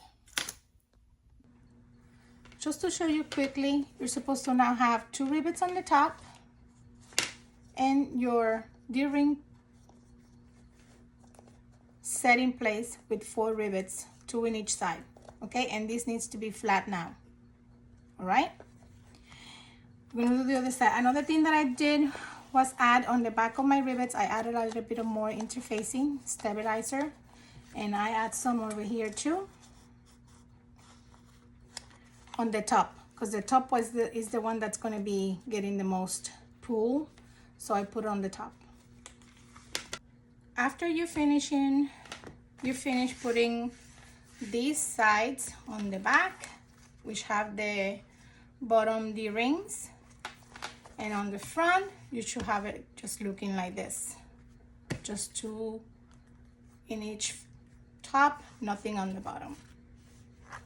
So we're going to work with this zipper pocket on the back. So take that piece, and you're going to take the other 2 that you have, and you're going to take your zipper. Now, in the pattern, she instructs it to, she constructs this a little different. I can see on the pictures that she has that she's using fabric or some sort of cotton, I think, for the lining. So that's more manageable to do the way that she's doing. But for the purpose of this bag, because it's vinyl, I mean, it's waterproof canvas, and waterproof canvas is a little bit more hard, I'm going to be doing this way. So let's deal with the zipper first. We're going to be stitching. We're going to lay our zipper right side up on top of the right side of one of our pieces. And we're going to center it as much. I mean, if you cut exactly the amount that you need, then you need to center it. Because mine is a little bit longer, I can just eyeball it. And I'm going to just stitch it here at 1/8 of an inch.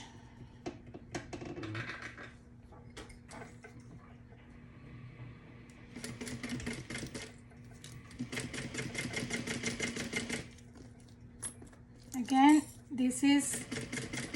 I'm doing this like that, like this, because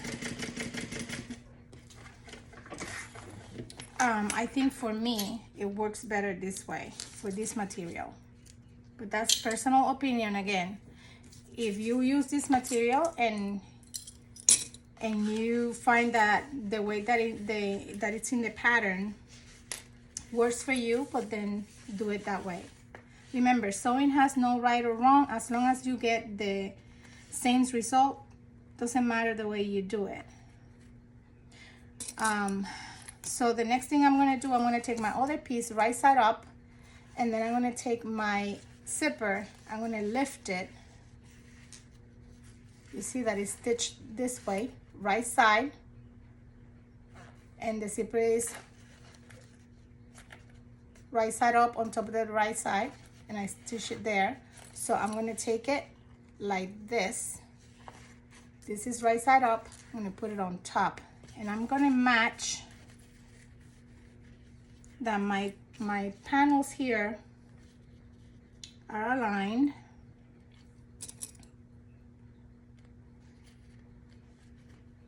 And I'm going to do exactly the same.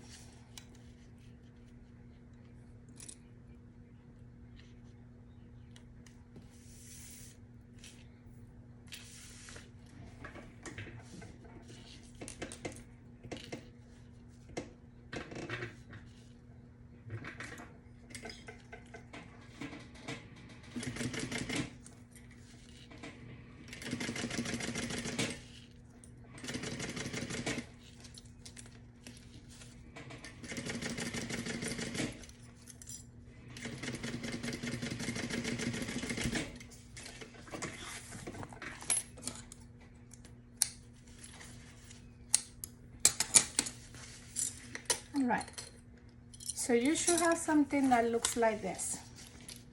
You should have something that has the right side of your zipper but the wrong side of your panel, and if you turn it this way, you have the wrong side of your zipper but the right side of your panels. All right, so we are going to line this up. And remember, your zipper closes one way and opens the other, right? So if I do it this way, my zipper is going to close this way to the right. But if I lift it the other way and turn it, then my zipper closes to the opposite side. So make sure you have that into account when you're positioning your zipper, when you're folding this. You can either have it that way, or you can flip it, do it that way. Know what I mean? All right, so I want my zipper to close to the left, so that's what I'm going to do. My first stitching is going to be on the bottom, so I'm going to make sure that my panels are like this. So basically, my zipper is closing to that side, to the left. I have this edge clean in here, and I have both of my pieces are facing up, I like to the top. Then I'm going to put my piece on top of it. I'm not going to worry. You see that you see a little bit of the lining in here? That's not going to matter. What you need to pay attention is that bottom side, which is the one that you're going to be stitching. And I'm going to center my zipper.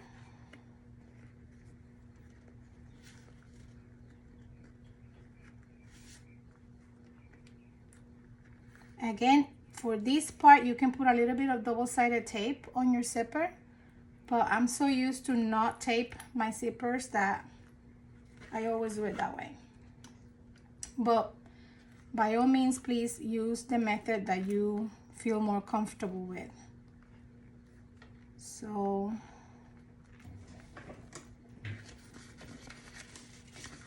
here we go. I'm gonna move this piece. I'm holding my zipper on the back. I'm gonna get you closer. Sorry to move you again. And here we go. I think my dog is misbehaving downstairs. That's too far away.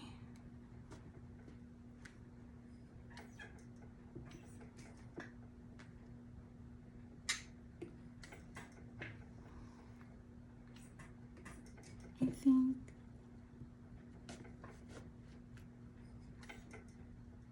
that looks good. All right, once you have it in that corner, you want to be about 1/8 past the zipper teeth. And I'm going to show you, once I stitch this, I'm going to show you closer. I'm going to do 4.5 for this.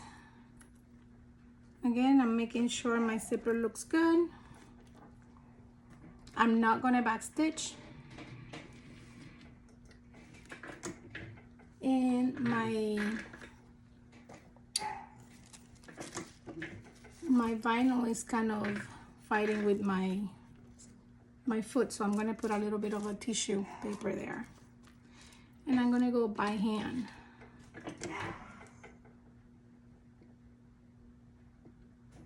Let me see if I did a stitch in there. You see, when you are very picky like me, these things happen. This is good that it happened to me, because that way I can show you. It's just a tiny bit and it's gonna be covered, so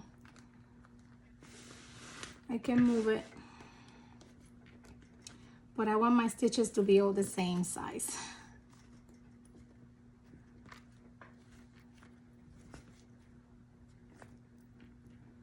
Okay, again, I'm centering this. I'm starting right in the same spot of that first hole that I made. Putting my piece of paper there.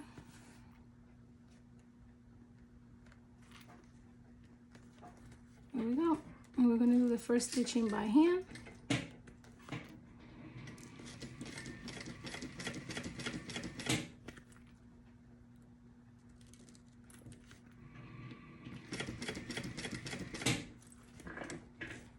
Remove the zipper foot out of the way, the zipper pull.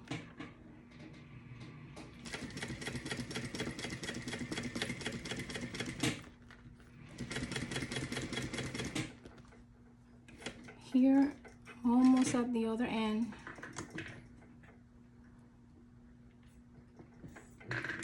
All right, so here I'm going to lift and pull. All right. This is what I mean to leave it 1 inch. I mean 1 inch, 1/8 of an inch past. You see that I didn't start my sewing.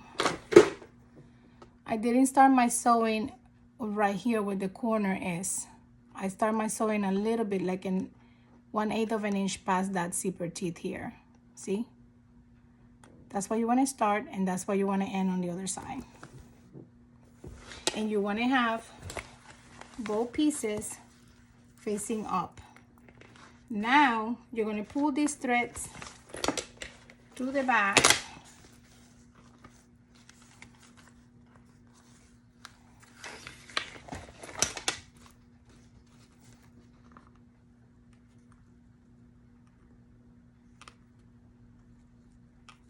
I'm going to pull them and tie them up on the back, and then I'll show you what to do next. Now that you've sewn that and you tie your threads on the back, sorry, my dog was not behaving downstairs, so I had to cut and go check him out. So you have the threads tied up on the back. Now you're going to start right where you begin here. You need to put your lining, both pieces, down. If you're using waterproof canvas, you're going to have like a bump in here. Just press it nicely and iron it on the back, on the good side. Like on this side, make sure you press this area with your iron. So make sure you pull it all down and it looks like that, and you have both pieces down and they're both matching. I'm gonna put a clip in here so nothing shift. Not one of these. Let me get one of these.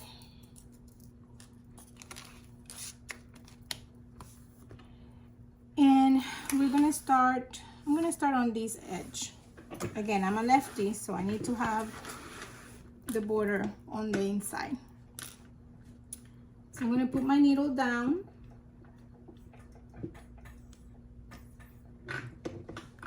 Right at that beginning. And I'm gonna not back stitch, I'm gonna go across. Just pivot here. Again, this is touching my vinyl down here, and I know that's gonna fight me. I'm gonna put a little piece of tissue paper there, little piece. Maybe 2 stitches by hand, making sure that's not gonna fight me.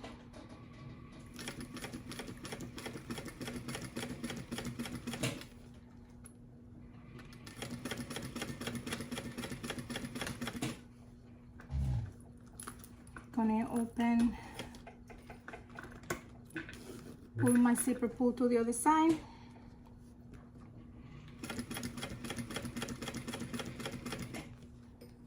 Here I'm gonna go by hand because I want to end up right parallel to that other line.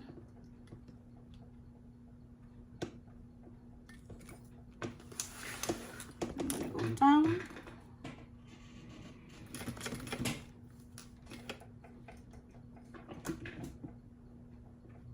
And making sure I finish on that same hole at the beginning. Then I'm gonna pull and cut my thread.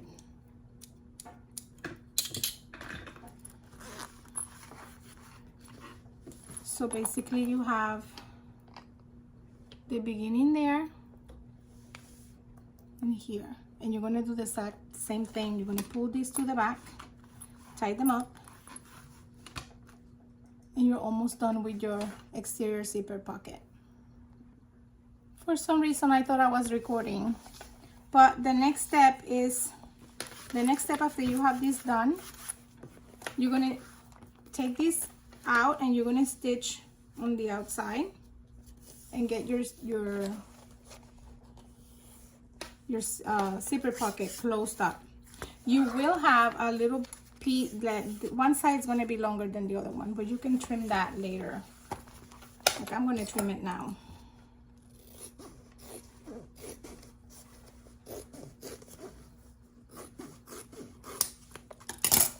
I'm going to trim it now, and I'm going to add another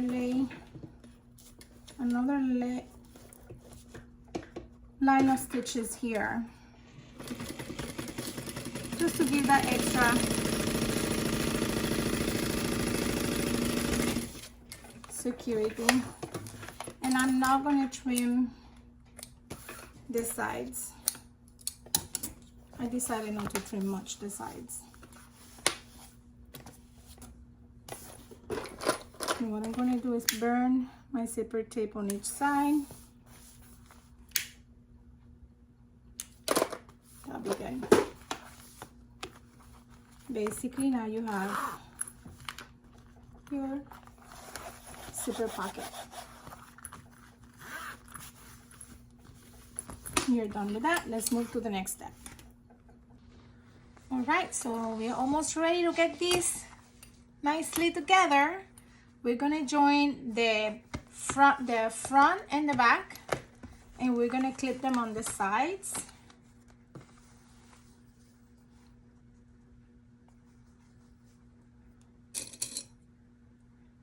we're gonna be stitching the sides at 3/8 of an inch.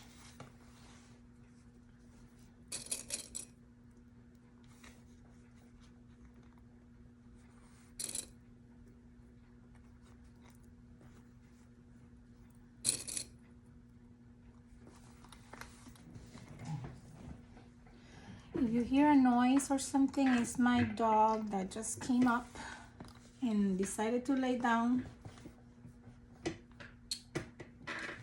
next to me on the floor.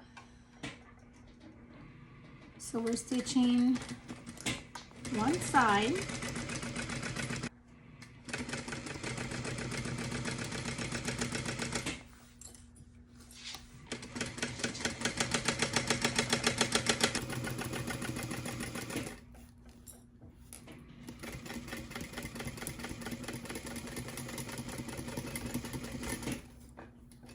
I'm gonna see if I can, I'm sorry for the noises on my phone, run out of bobbin thread.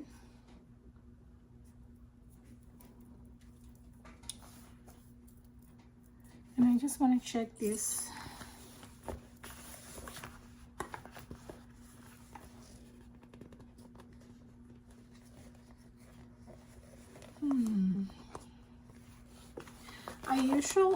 Usually what I do with bags, it's like I like to finish the seams, but because this one is a little thick in here, I might just not do it with this one. Actually, I think it can be done.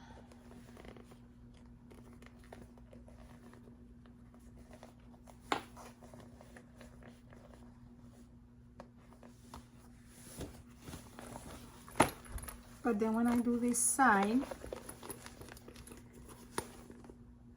yeah, I'm not gonna do it with this one just because this is the first time I'm making this pattern.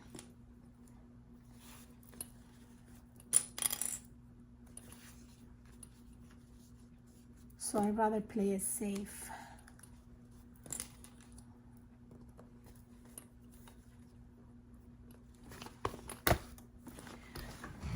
All right, seams on the other side as well, 3/8. Make sure your D-ring it's not in the way when you're stitching those side seams.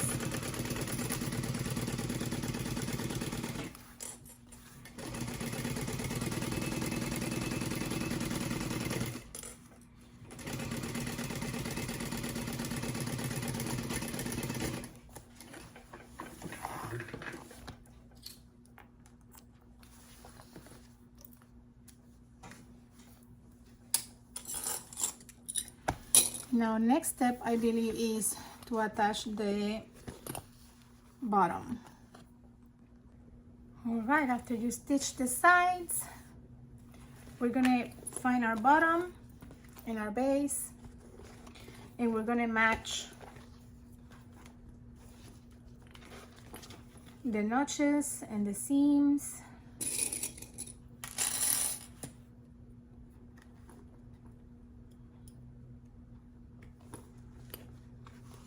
I'm going to start by matching my centers.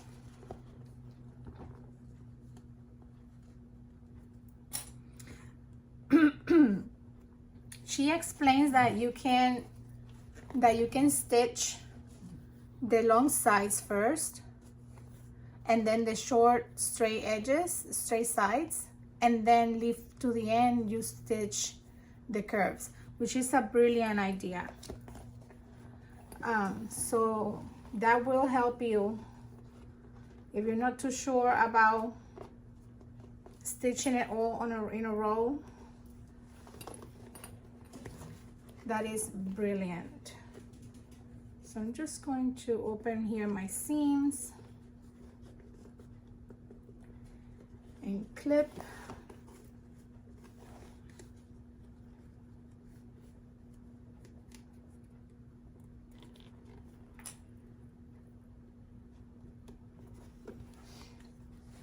And once I have all my notches match.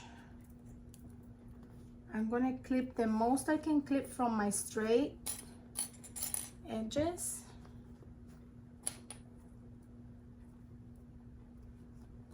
And I'm going to do some clipping with my scissors to make sure my vinyl behaves properly.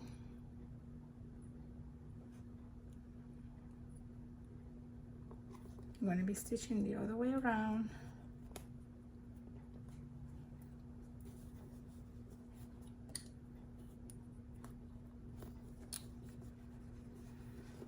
Okay.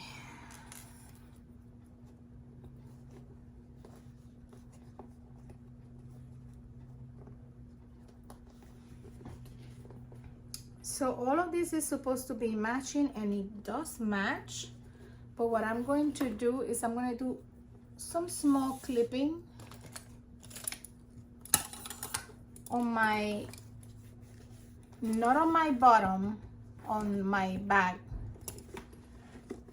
Just small, not that many. And just little, just to help that vinyl. You're going to be stitching, I believe you're going to be stitching these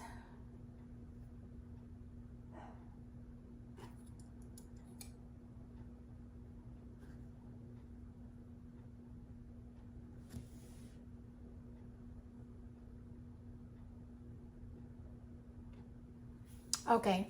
So in the instructions, she tells you to stitch this at 1/4 inch, and then again next to that line 1/8 extra, and that's also very, very nice. But use your preferred method. I'm actually probably will do that because that will give you an extra,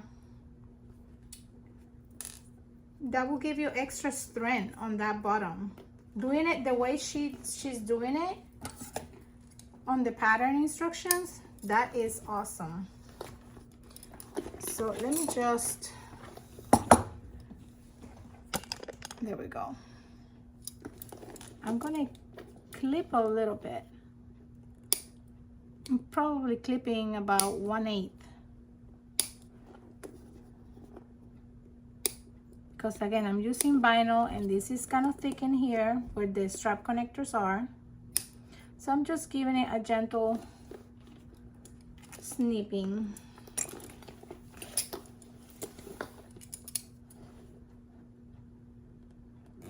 Just where my curves are.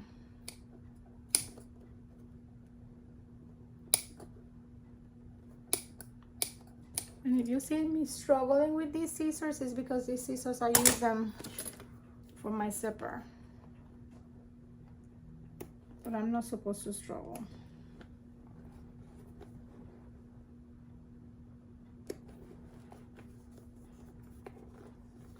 Way over here.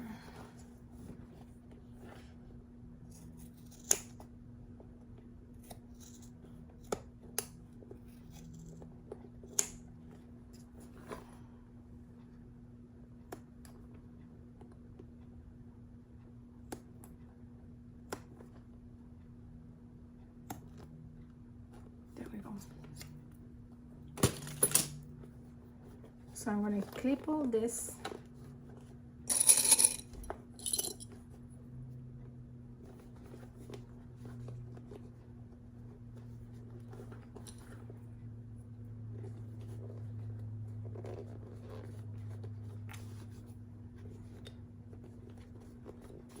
Some people also use a stapler, and that is also good. It works good. Whatever you can do for this part that works for you, you do that way. But I'm gonna try her way because I'm curious. I'm curious, and that sounds like a really good plan.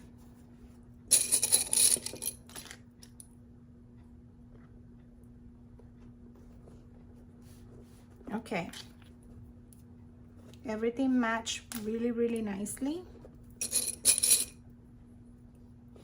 like it's supposed to. And now we're gonna stitch it into place.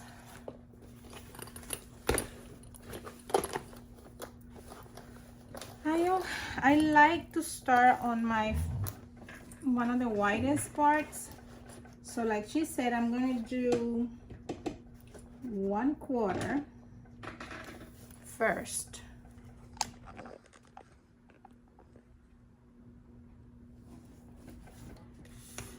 Just take this out of the place.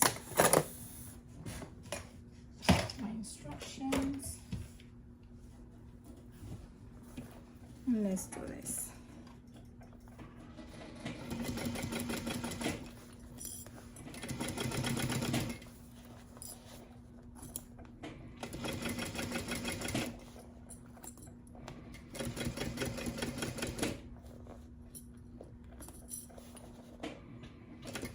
When you go around the curves, make sure you go slow,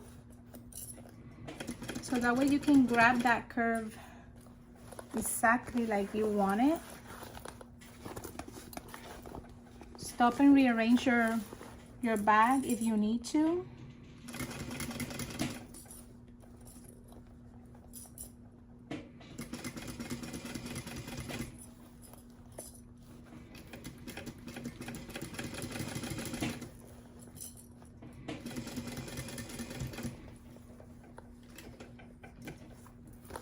See, I have it all laying this way. I can lay it the other way now.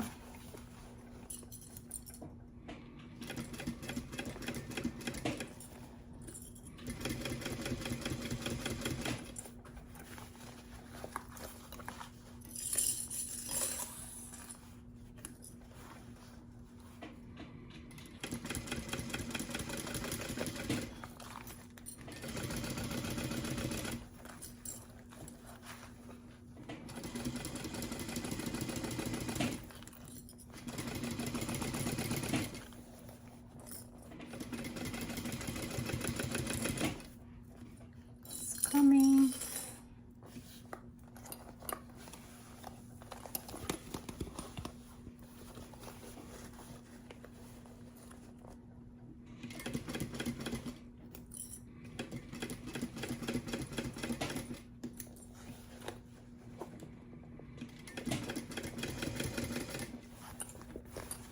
Again, you move the bag so it makes it easier for you to maneuver around the stitching area. If you feel the bag is pulling you, the weight of the bag is pulling you, just make that play into your favor, not the other way around.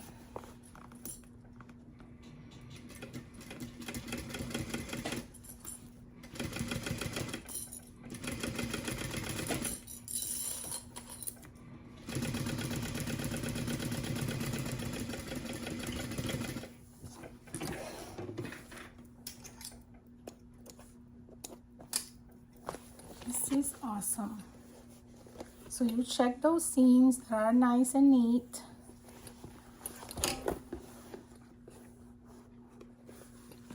I'm gonna pull on it and shake it out. And then you do again another stitch 1/8 from that stitching. That is awesome. Let us see. And that will be your 3/8 seam allowance.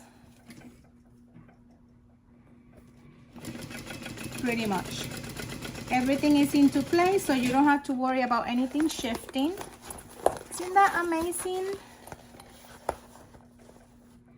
That is pretty smart. I'm just gonna make sure here again that that my bag doesn't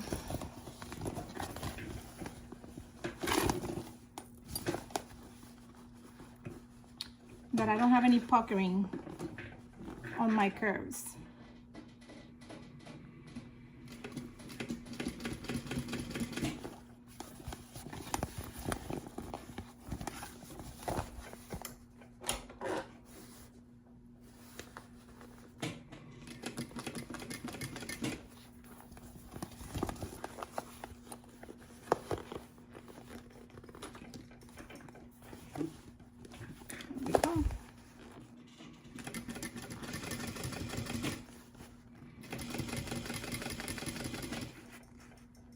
Here I go again, another curve.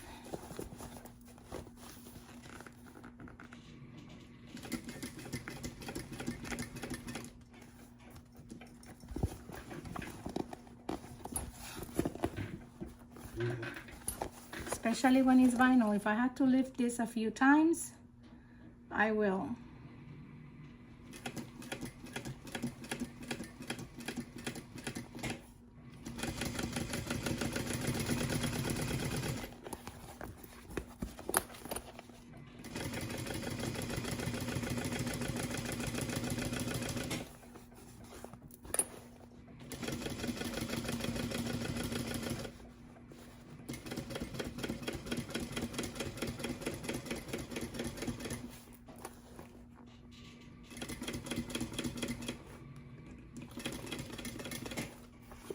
There we go. Almost done with this stitching.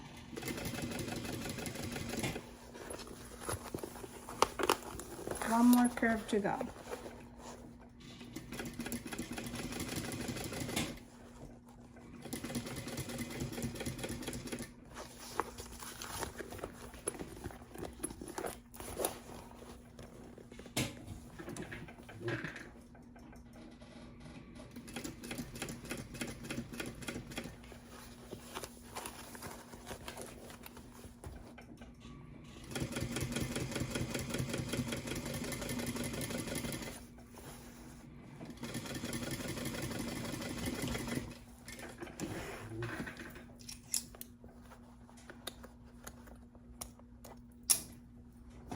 All right, so basically you now have 2 lines of stitching,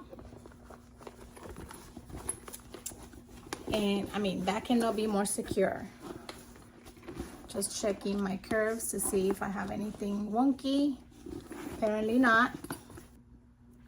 I'm gonna turn it. I trim my bottom a little bit, my seam allowance, and I'm going to turn mine. The reason I'm turning mine is because I think, I'm not sure, but I think I'm one of those people that I bird my bag the other way around. Okay, this is looking so cute.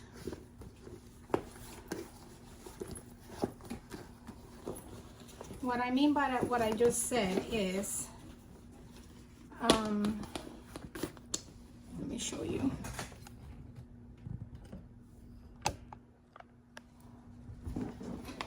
I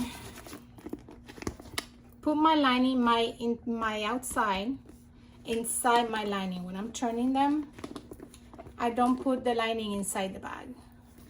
I don't know if that makes sense. But it's looking super cute. That bottom is looking so nice. Just need to do a little bit of pushing in here so it is a nice looking round edge.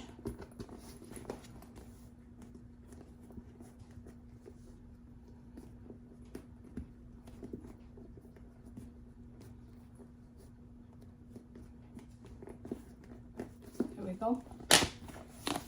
I love it. I love this bag, and it's not even done. All right, let's get to the next step. All right, so next you're gonna get your 2 top zipper band pieces and your 2 top zipper band sides, and you're gonna match them on the side, basically.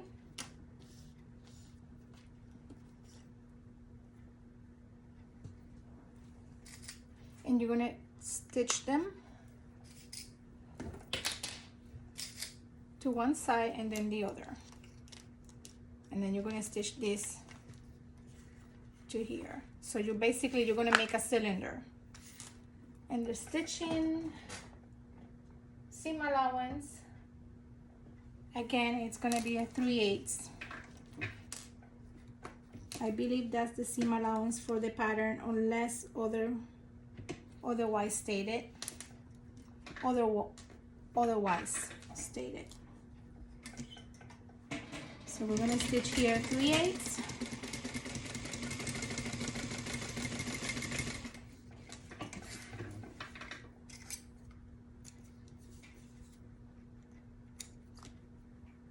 And we're gonna stitch this one at 3/8.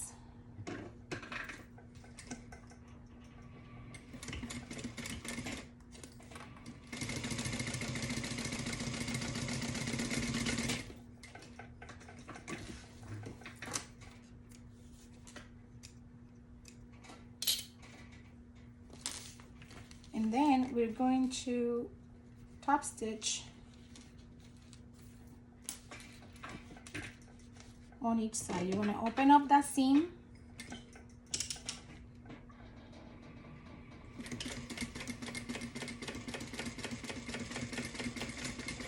and we're going to do a nice top stitching in there.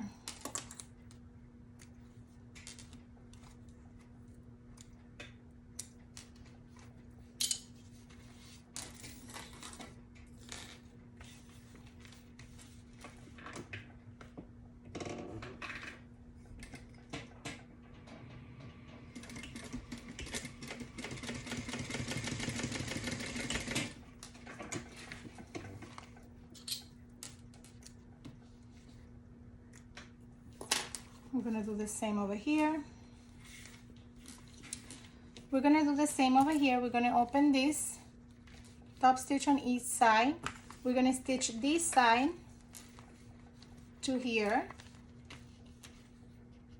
and then this other side to this other end to form our cylinder, and top stitch that as well, and we'll come in back. So once you finish attaching it, you should have something that looks like this, a cylinder.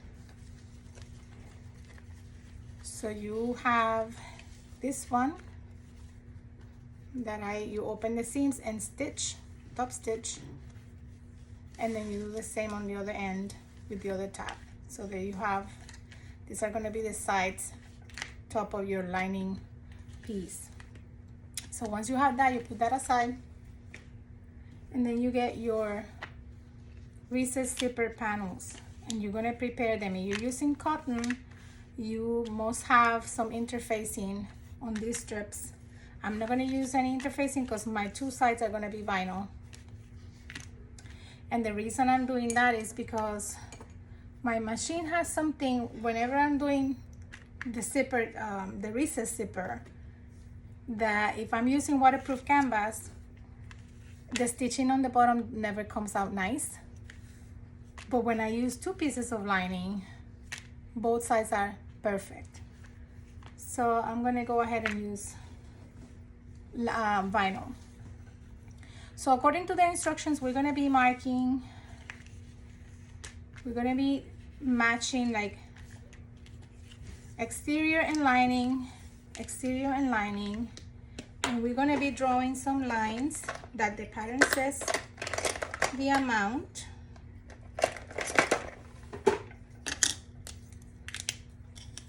So one end is going to be wider than the other one. So we're going to mark those lines.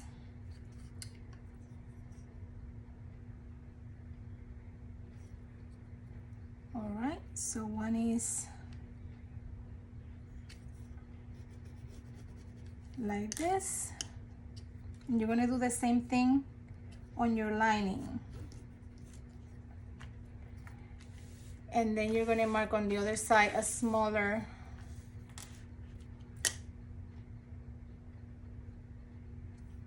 line.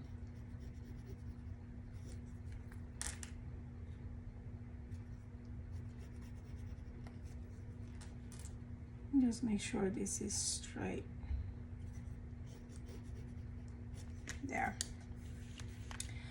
So according to the drawing that I have in front of me, this is one measurement, this is another measurement, opposite ends. And then we're gonna do the same thing on the other pair. But in this case, we're gonna be matching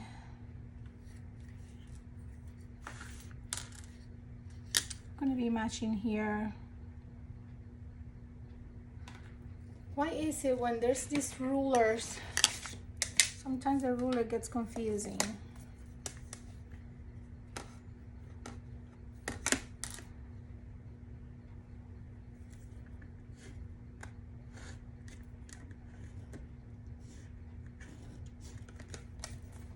All right, and then we're gonna match here what we did on the other side, opposite.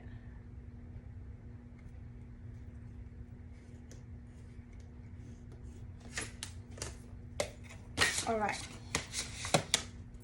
so basically we have the same, we have this pair and this pair, and this is the same measurements. And then on the outer corners, on the outer pieces, these pieces on the outside are the same measurements.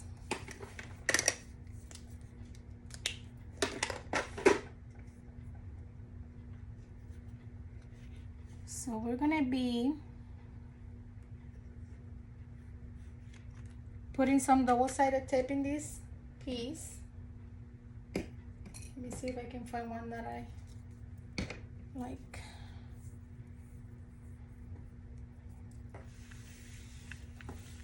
And put them like this so you can see better.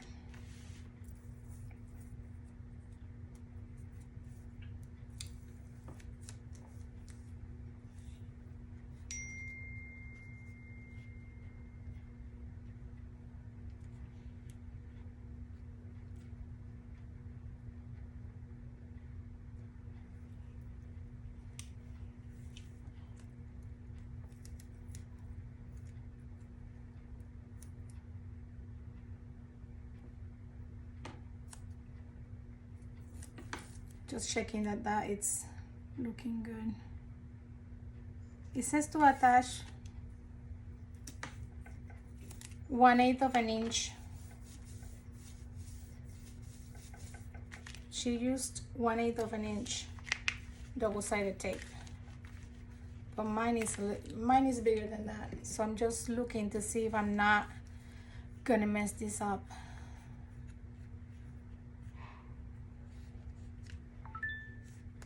But hopefully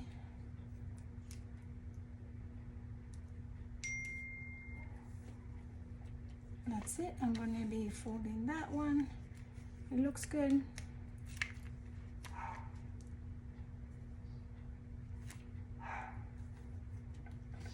If your machine can't stand double-sided tape, then you are better off using a thinner one like she did, the 1/8, because that way probably you keep it out of your top stitching. In here, this one works, but I will be catching some of that double-sided tape once I'm sewing. That probably is family. If you hear that noise, ignore it. Some testing. So on the exterior panel, and on the exterior panel that you do not fold it, just on the exterior pieces, this will be my lining for this pair, and this will be my lining for this pair. So I made a little mark about 1/2 inch from the corner.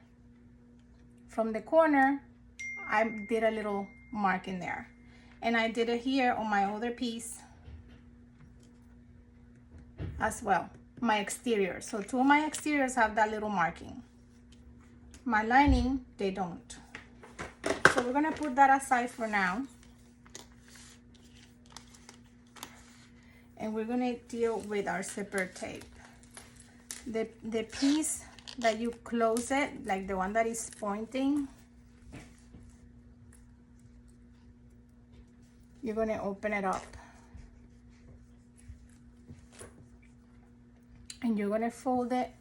I'm going to do mine like this. In the instructions sheet does use glue. I'm not going to use glue in mine. Just going to fold it, and you want it to be like this.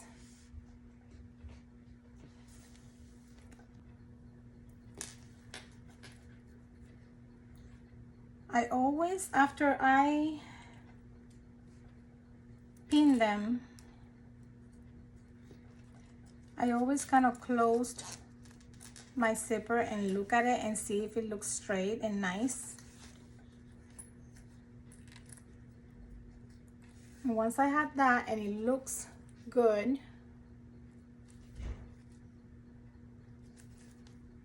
I stitch here on the edges to secure that.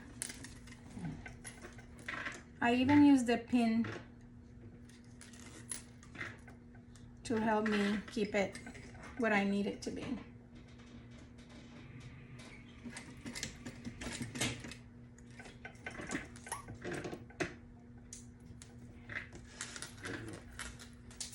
And I just need to secure it there for a moment.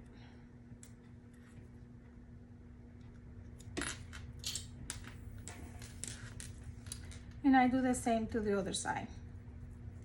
Lost a pin there and you didn't say anything. Shame on you.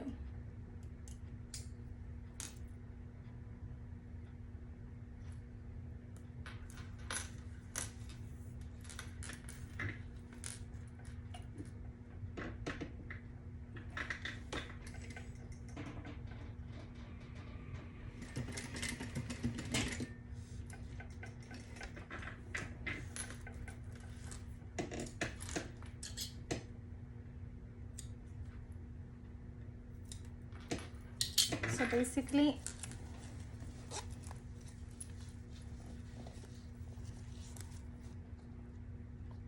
that's what I have right now.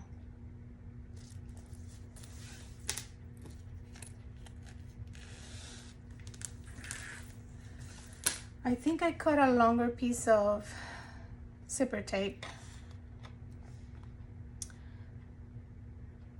All right.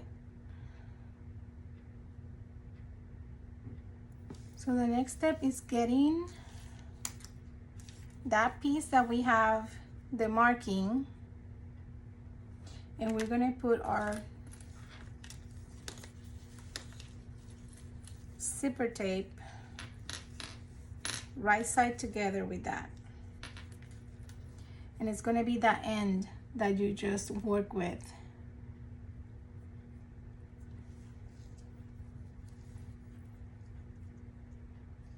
And we're going to position it on that little marking. That's where we want our zipper to be.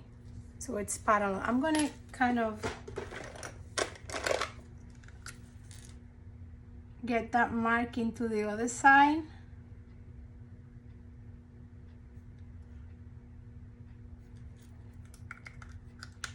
So that way you see better. But basically you see the little marking in there that I did. So I want my teeth right there. I'm going to clip it into place.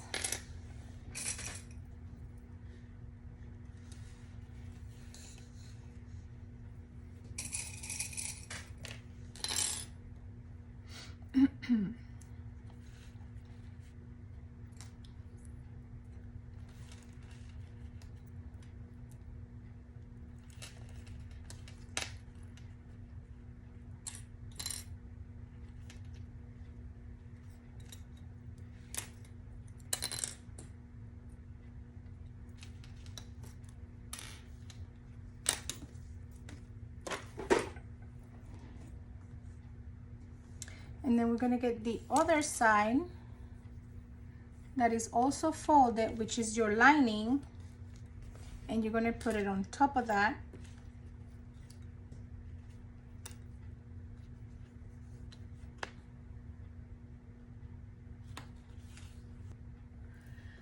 On the instructions, she says to stitch your long edge at 1/4 of an inch and your short edge at 3/8 of an inch. But in my case, I'm gonna do 3/8 of an inch all the way around because I'm gonna switch my foot to a zipper foot, and I really like to get close to my zipper teeth. So that's the way I'm gonna do it. All right, so I'm gonna stitch this first at 3/8. I'm not gonna use my zipper foot for this side.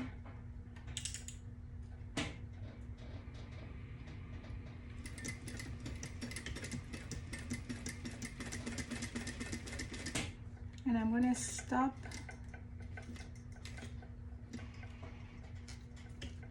I think I'm gonna stitch completely at 3/8, and I'm gonna stop. I'm gonna switch my foot,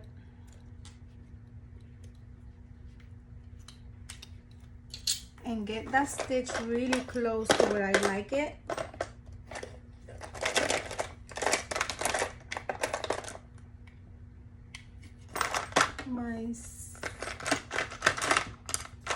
My foot should be here somewhere.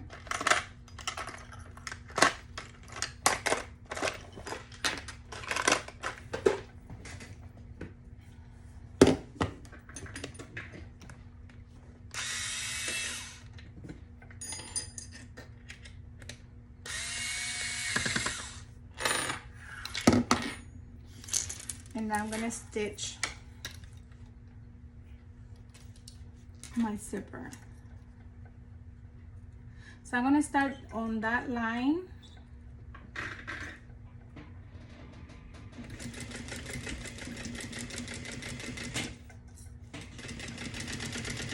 This is just because I really like my zipper to be super close.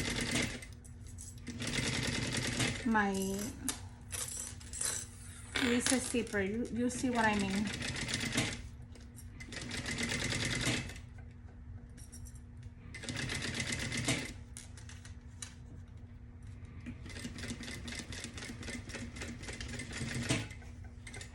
Right. Gonna get your excess threads.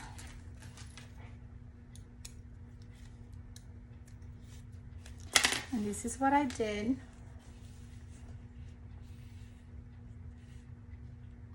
Now I'm gonna trim this.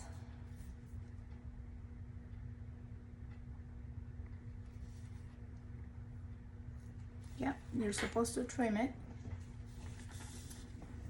This is the first time that I made this pattern, so I'm trying.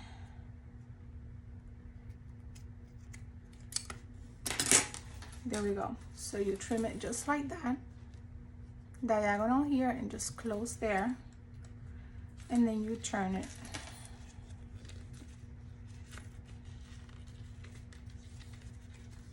And this is what I mean, like if I stitch,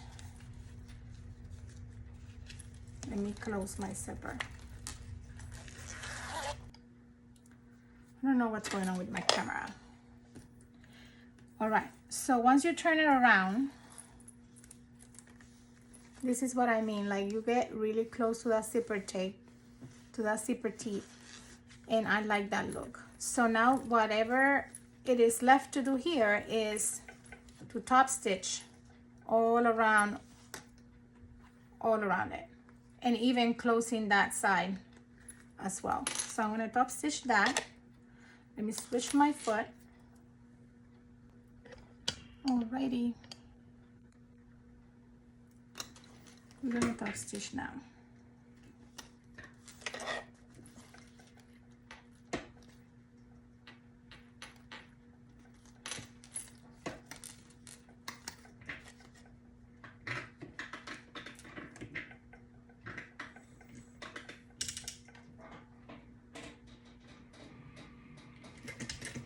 When you get to the corners, if it's too thick and you need to hand crank, you can do so.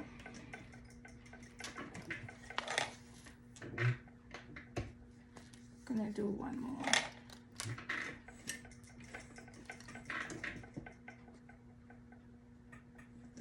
There we go.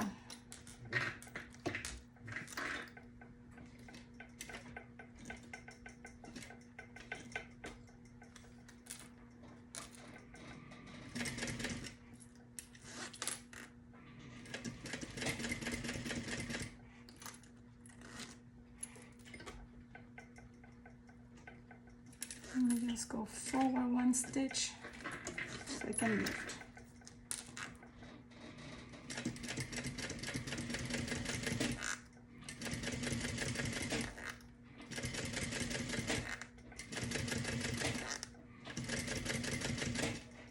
And again, when you come to here, actually, you know what? On this side, we could have eliminated that bulk. But because I didn't do it, I'm gonna keep it that way.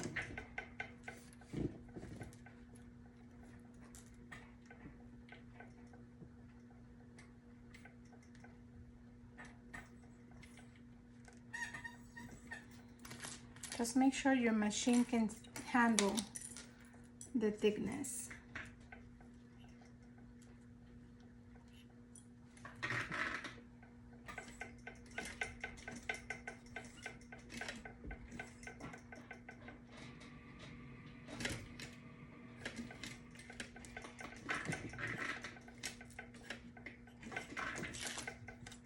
Here we go.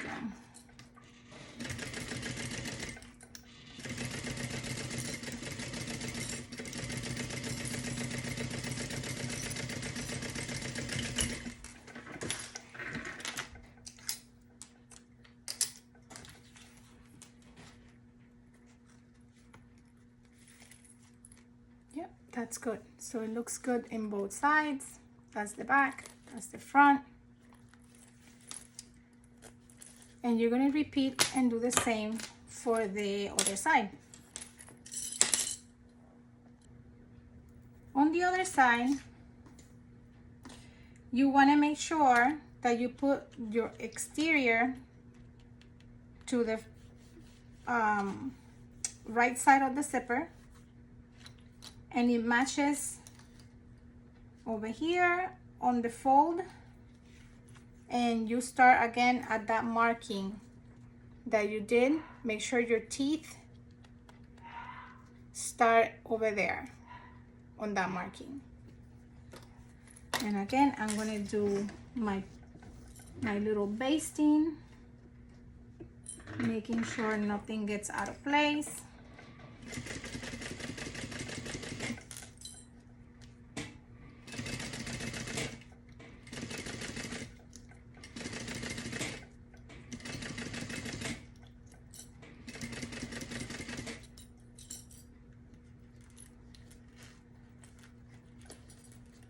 Move my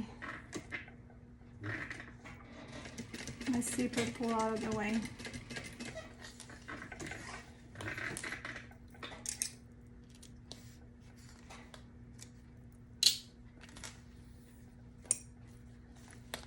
And now we're going to position our lining piece, matching again.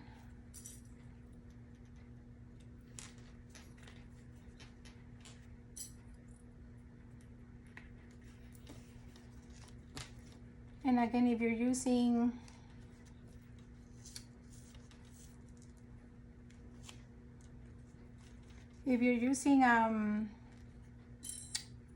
cotton fabric, this is going to be super easy or more manageable, because when you're using all the vinyl like I'm using, well, it gets a little bit thicker, but it looks nice. So it works both ways. I'm going to switch my foot again.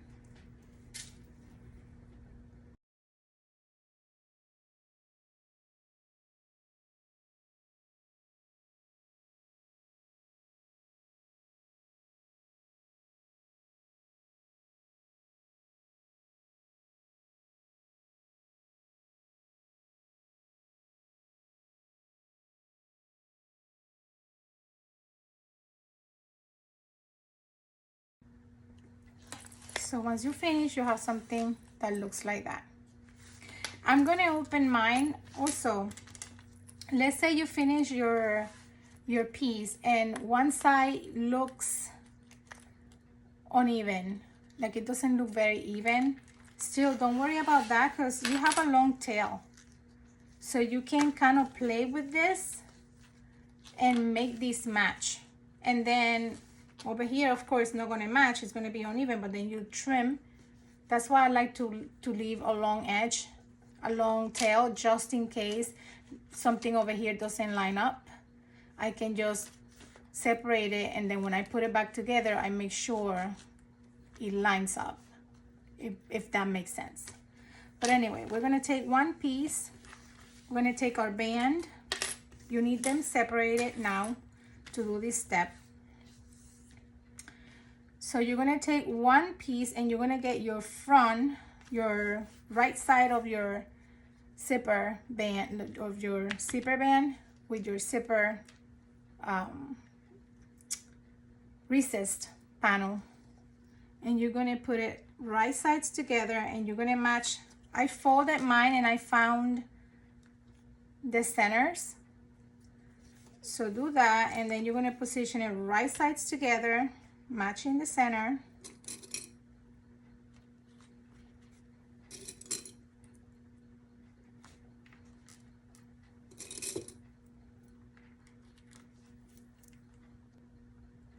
And you're going to baste it into place,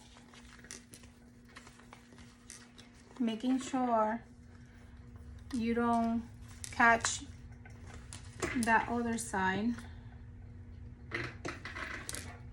So you're going to baste this into place in here.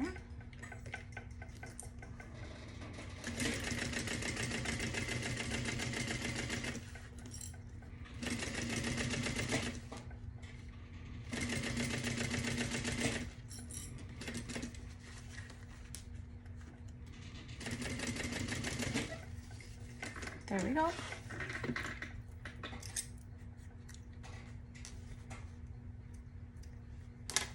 And then we're going to turn it the other side,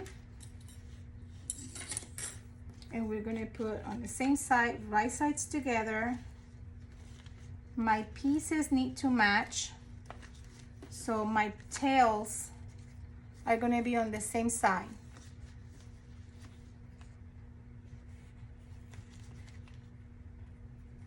Going to match my center.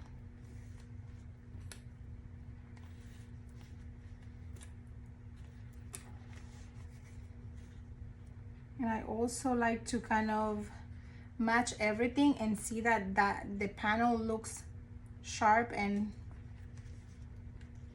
even. All right, so I'm going to baste that side.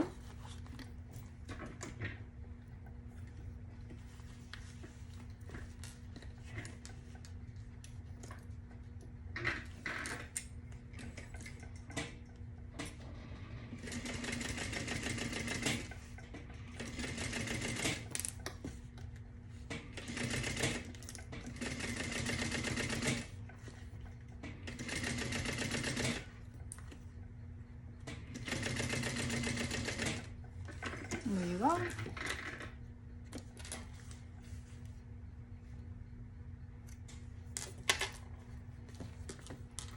So now you have something that looks like this.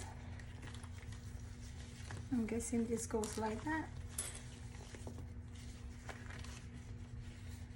I just need to make sure everything lines up. All right. So the next step, so you see my two tails for my zipper tape are going the same way. So here is my beginning, and here's my beginning on the other side. You know, the zipper closes this way. So make sure when you're stitching these panels, they match and aligned. Now we're gonna get, I think you have forgotten. You probably have forgotten. We're going to take our pieces.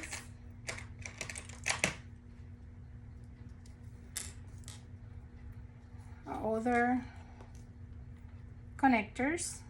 These are the strap, the crossbody strap connectors. I'm kind of gonna stitch these.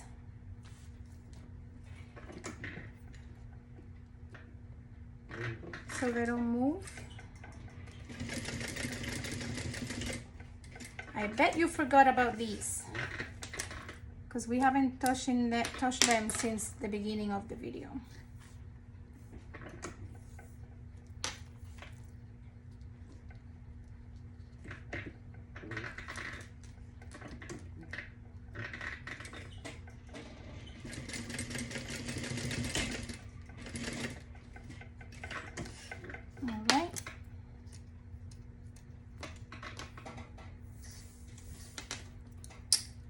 And we're gonna take these and we're gonna position them. There we go. Our piece looks like this. And we're gonna position them like this in the middle. So I'm gonna mark my centers on these tabs.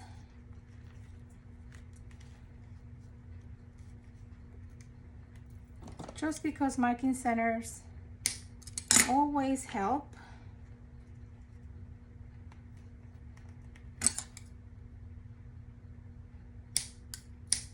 I'm gonna do the same on the other side.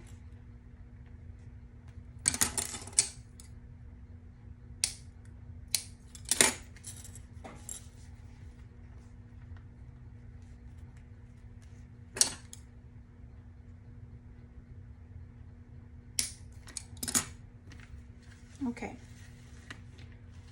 so you're gonna put your piece like this.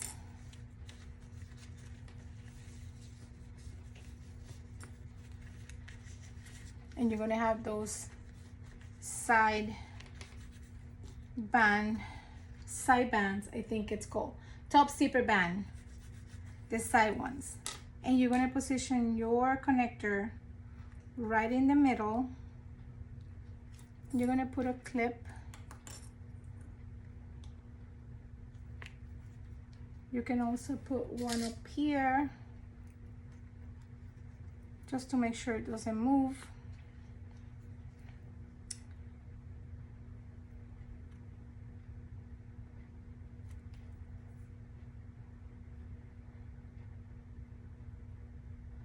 All right, so we're gonna baste it into place.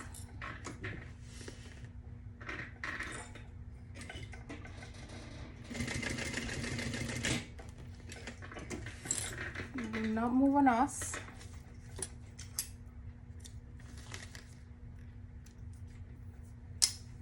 And we're gonna do the same thing on the other side.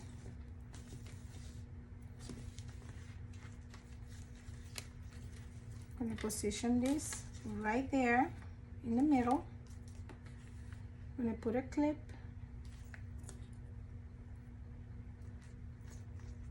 We can clip our tails so they are out of the way for now.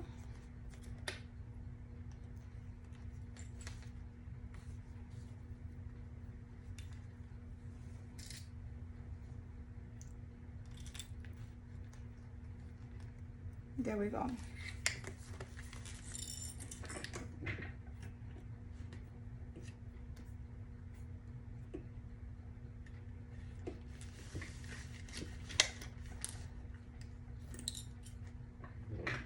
And we're gonna baste it into place.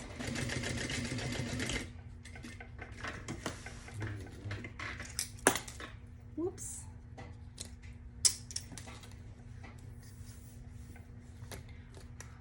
Okay, once it's basted, you're gonna be measuring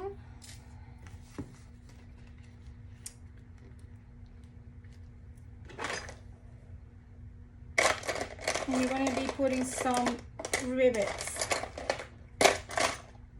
Wondering where my ruler went. So you're gonna be measuring the the amount that they say in there in the pattern, and you're going to be putting a rivet, like a marking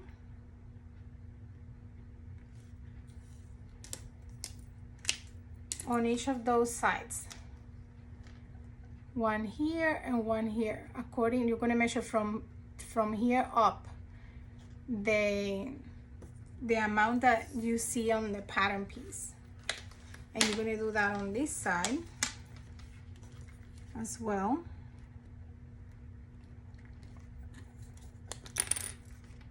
Put a dot right in the middle of those lines, and guess what? You're gonna be snapping, doing like making a hole in there. But I'm not gonna do it like this because I run the chance of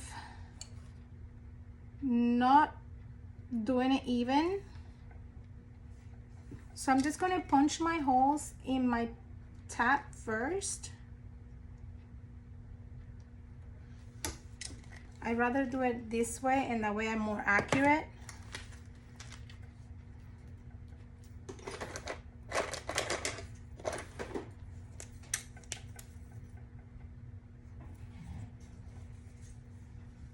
Yeah, I think it says, yeah, it says to punch through both, but because I know myself, I can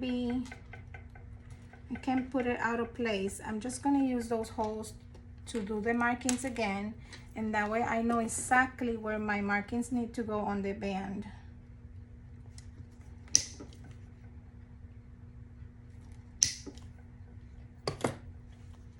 And now I'm gonna put the rivets in there. I'm gonna repeat on this side and put rivets on it.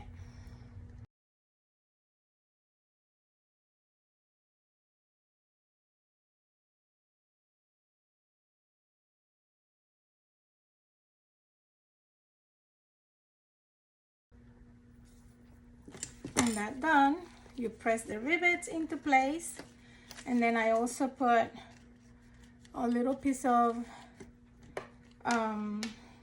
interfacing on the bottom, so that way I know it's secure and it will not move.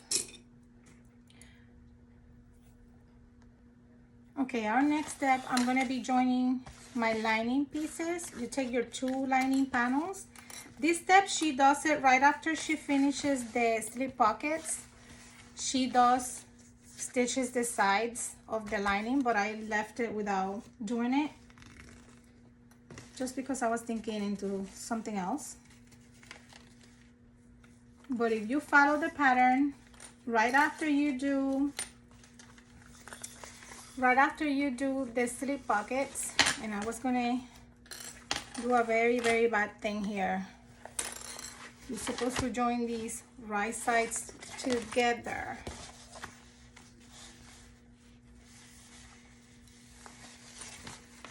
I almost have to unstitch, but that would be normal sewing.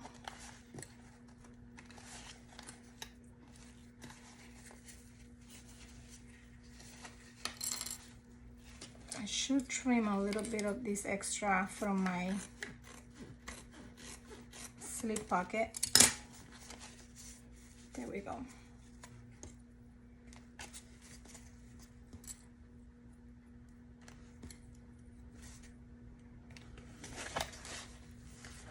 I'm going to clip both sides.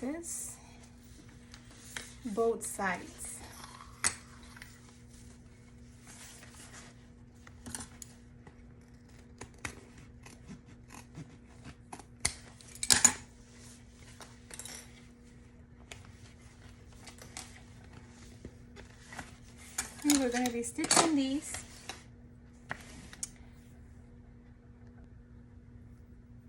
at 3/8 of an inch.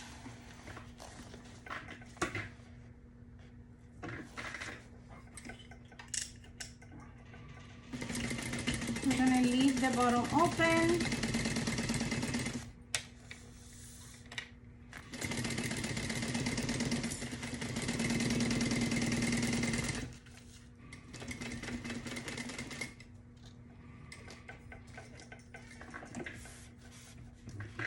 this pattern has like a little curve in here. Make sure you follow that. Not curve, it has like straight lines.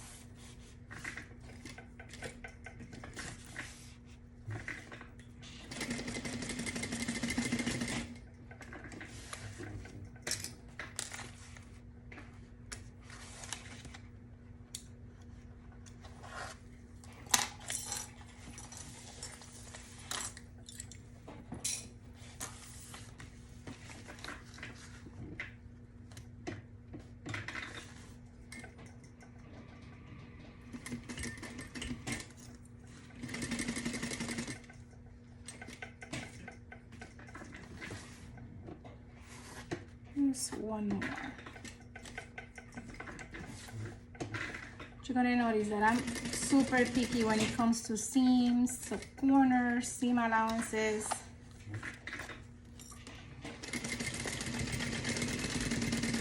It matters.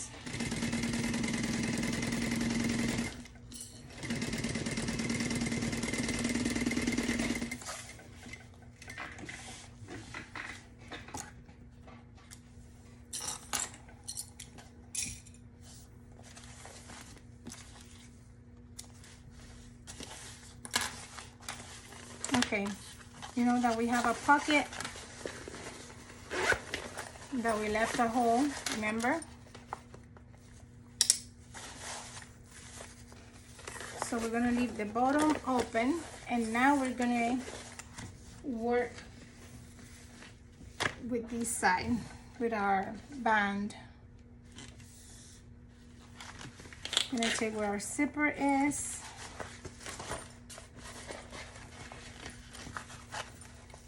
That's where our zipper is, and then we're gonna be putting this right side out. And we're gonna make sure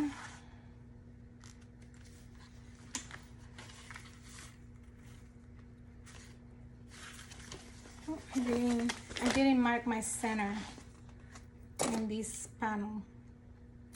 Let me just do a quick mark. But basically, I see my zipper on that panel on the bottom, and I have positioned my band that has my long tails. It's like that, so it's closing to the left. We're gonna put it inside, and we're gonna match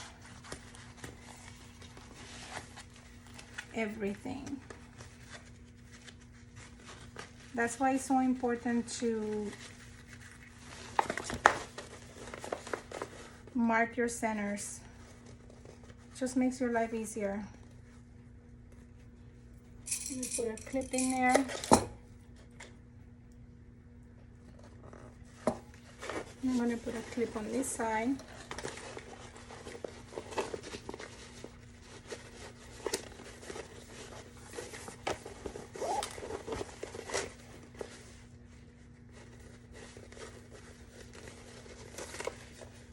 I'm going to open my seams and mark and match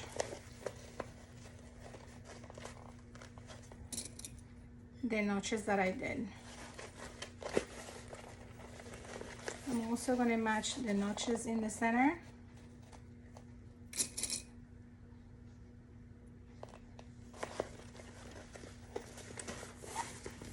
All of these should match.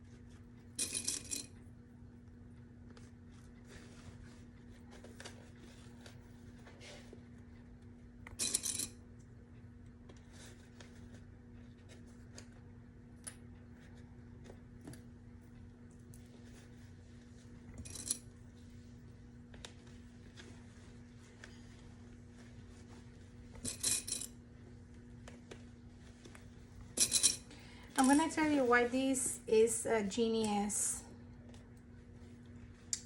pattern, or at least, you know, like a really good, very well thought pattern. I've been working on a bag myself, and I did something similar to this because it's just the way to go. And it's just not because I realized it or I was like a genius myself, but I saw it on a bag that I bought, and I was like, that is just the way to go. She did add these little side bands. She could have cut a whole band, you know what I mean, and not have this extra step. But this extra step that you see right here allows for not having to match the seams. You know, when you're sewing too many seams together and matching them, it gets thick. Especially me, that I like to use vinyl for everything. Imagine me doing matching seams. Imagine this is the very final step, and this is me matching the lining with the outside, and my top of the vinyl is my top of the lining is as well vinyl. So it's vinyl with vinyl, and then I gotta stitch it and then turn it right side out, and then those seams, when you match them, it's very thick. It becomes very thick. So that last stop stitching at the border becomes a nightmare. This that she did right here, you have a seam here and a seam here, and the lining has a seam in the middle. So none of those seams clash with each other. So when you turn the, and when you're gonna end up putting this up and stitching it to the back, you'll see what I mean. I'm gonna come back to that, but this is the way to go. This is what you want to do. I'm telling you, the best thing ever. So we're gonna be stitching these, and you guessed it, we're gonna be stitching it at 3/8 of an inch, because that's our seam allowance. And I'm sorry there to rant, but I just find it's just so good. Whenever I find a pattern that is like that, I'm like, oh, this is just taking some stress out of my life. She's amazing.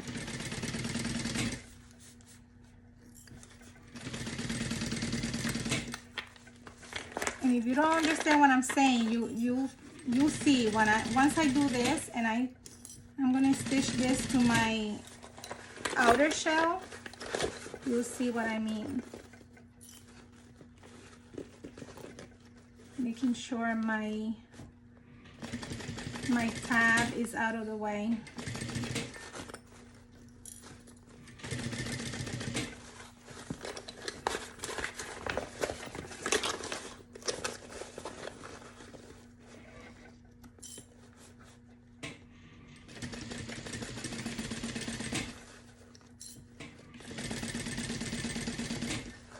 Make sure when you're doing these, you're not catching your little zipper tape tails.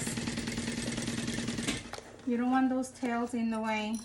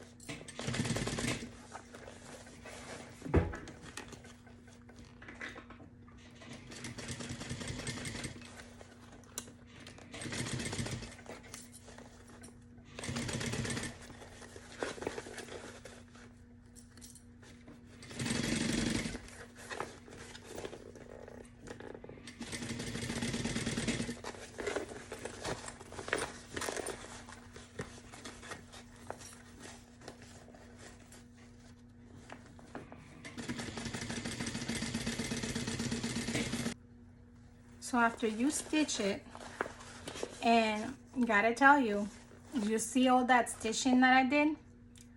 bad. I positioned my band the wrong way. So make sure, you see, you can see the stitching. But don't worry, I know how to fix that. After you stitch your band and you put it up, you need to do a top stitching in here. So you're gonna pull your band to the top, and you're not gonna back stitch in this step. I'm gonna start on the side. That way I pull my threads on the side. So basically you want to top stitch the lining piece, and you're going to make sure your gusset, your zipper gusset, it's pointing up, and you're going to top stitch on your lining.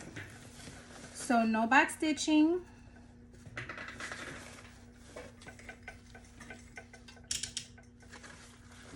And we're going to stitch all around.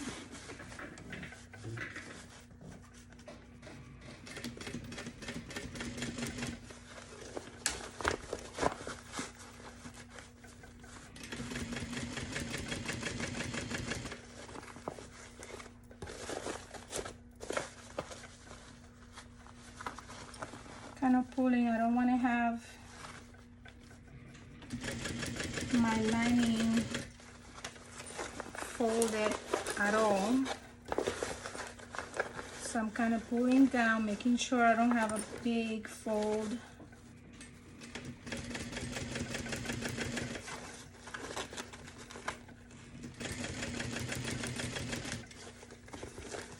Getting to my other side, making sure I get those tails out of the way.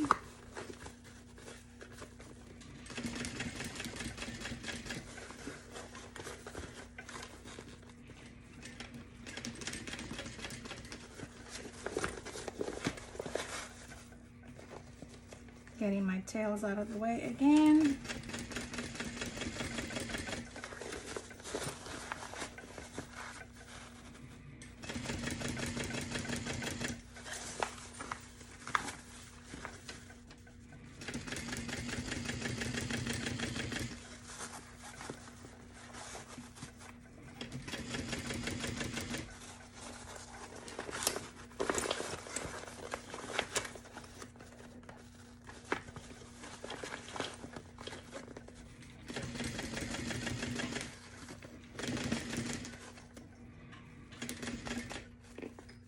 My last stitching right there, I'm gonna pull,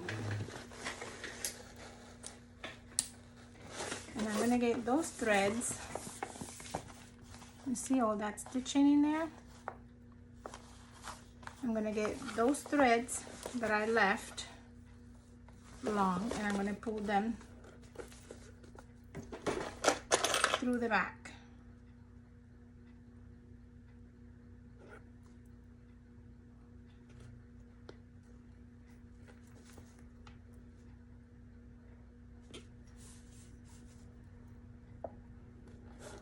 There we go. And you guessed it, we're gonna tie those up.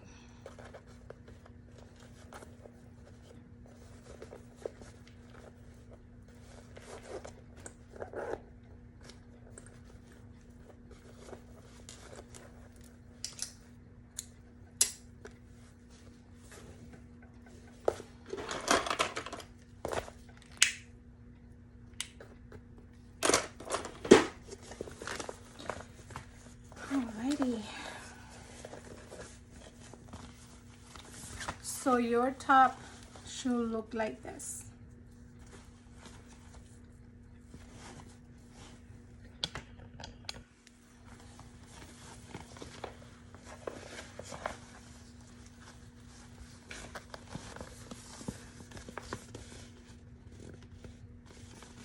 This is up.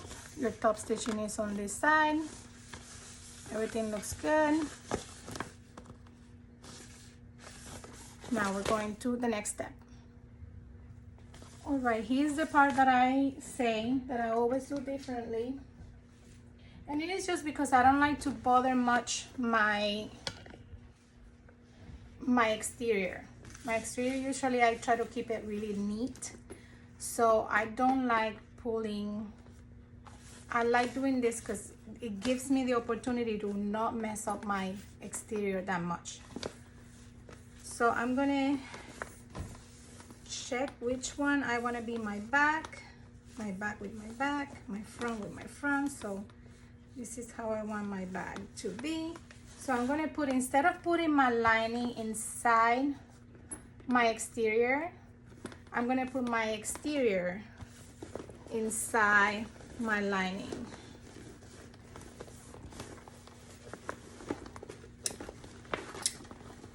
And I'm going to be very gentle. Again, I'm very picky with that base.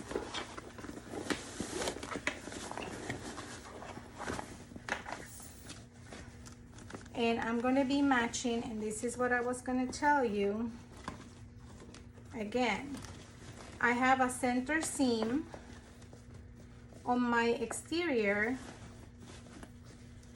but then I have two seams on my lining. So if you notice, none of those seams touch. So at the time that I have to turn these around, right side out, this is going to be not that thick, and it's going to be more pleasant to top stitch. I'm going to get it closer to you in a moment. Going to match all my pieces. And because I stitched this and I unstitch it, my vinyl, I'm going to be stitching these very, very, very carefully. I'm actually going to be stitching these from the outside. That way I can catch exactly where my holes are.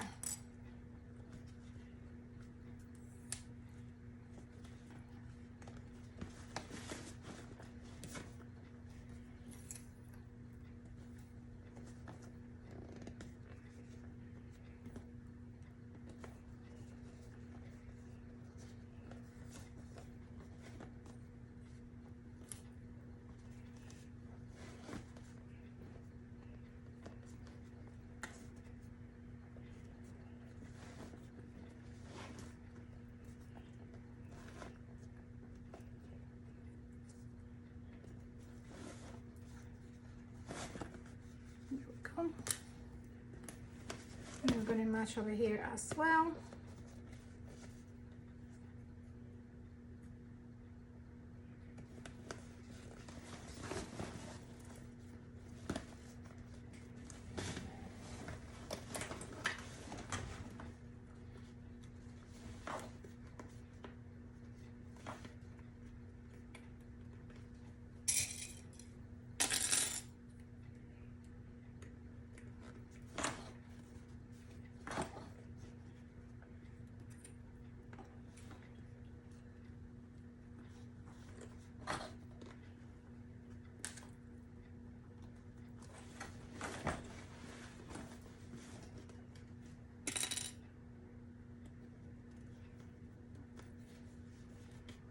This is going to be super cute.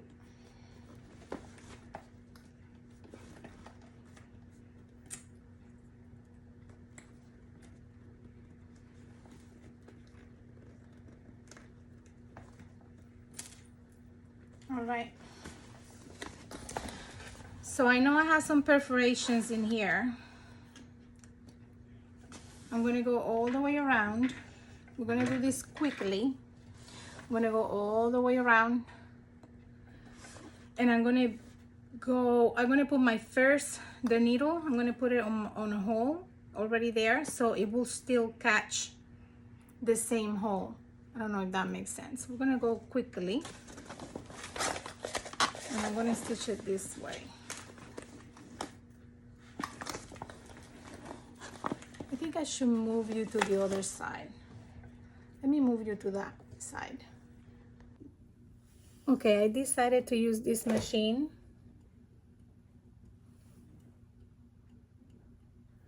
because I want to stitch it from the side that I can see the holes, and I would have had to kind of really mess up my bag using the other machine. So we're gonna do this one. I'm gonna put the threads in here.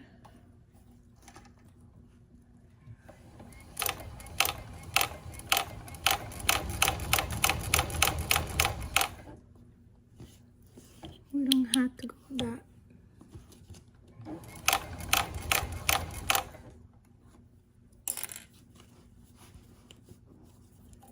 What I'm doing is trying to have my layers even.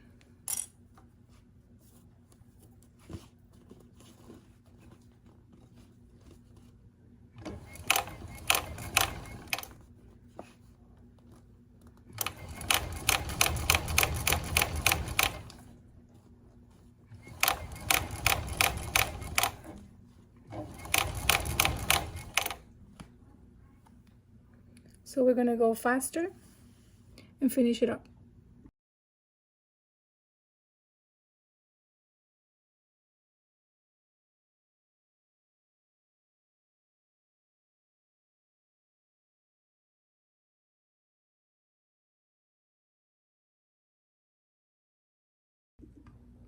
Okay, now that I stitch it all the way around, I turn it, and you see, I'm just looking that everything looks good, but this is a great way here to show you what I mean.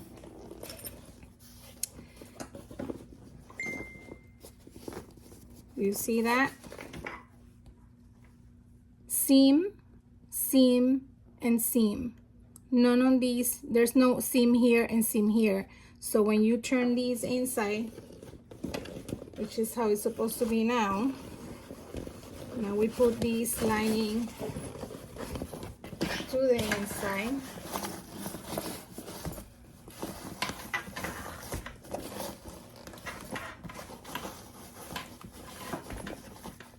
Trying to be as gentle as we can.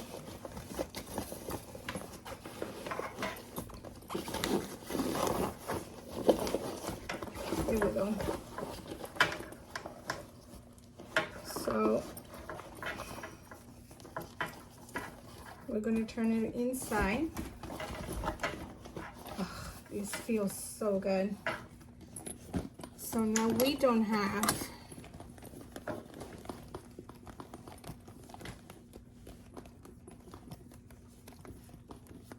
a seam here and a seam here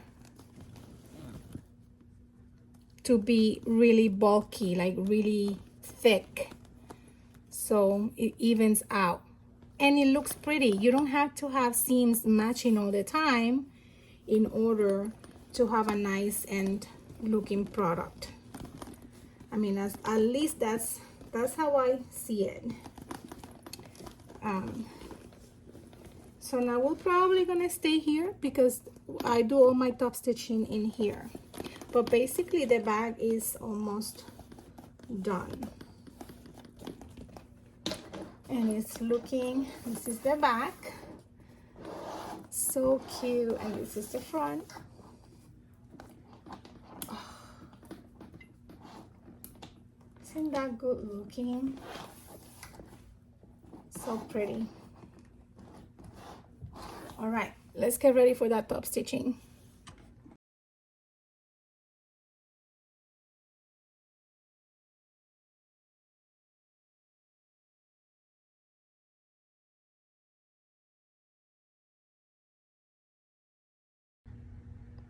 So now that I did that top stitching, that came out super nice. We're going to close our bottom. You know that the bottom is open. So we're gonna be pulling the pocket that we left open. That pocket, we're gonna pull it out. So So see that?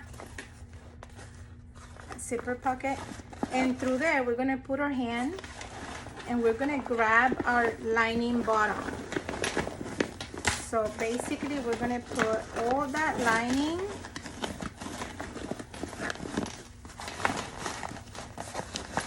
through that bottom.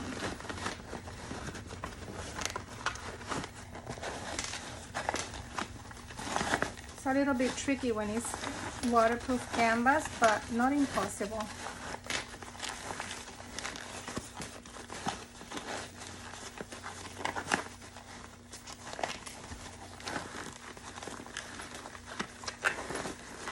All right. Again, I have my bottom all the way through that zipper. And what I need to do is match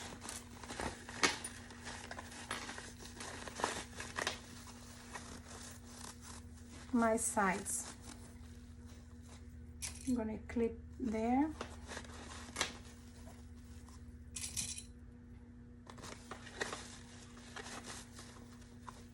Because that's my bottom.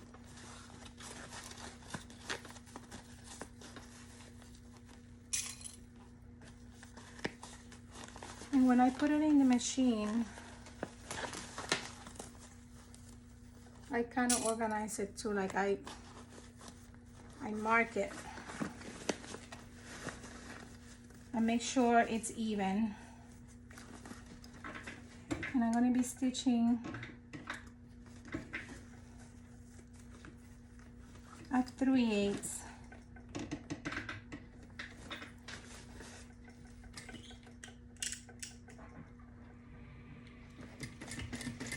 Now that I have that first stitching, I don't even need to have it clipped. I hold it in place and it works out. Has my clips in there, but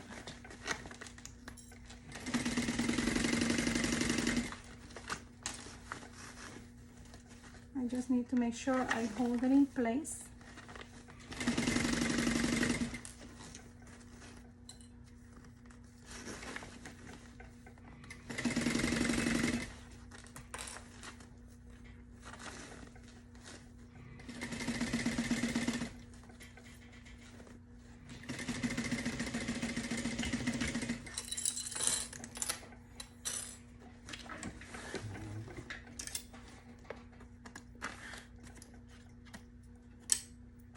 And then I box my corners. Those corners in there, I'm gonna take one out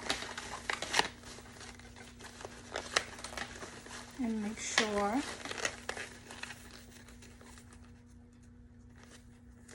I open my seams.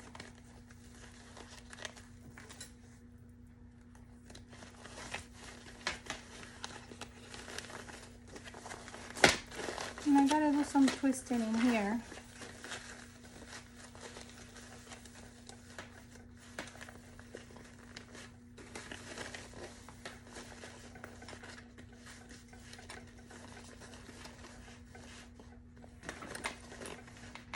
But it is not the end of the world. Let me just get a little bit more.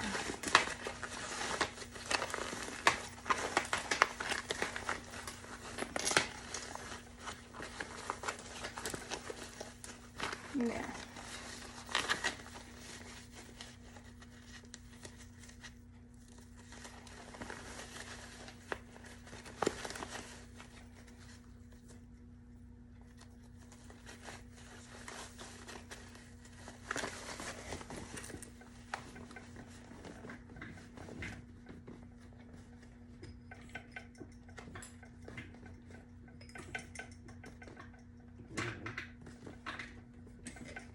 All right.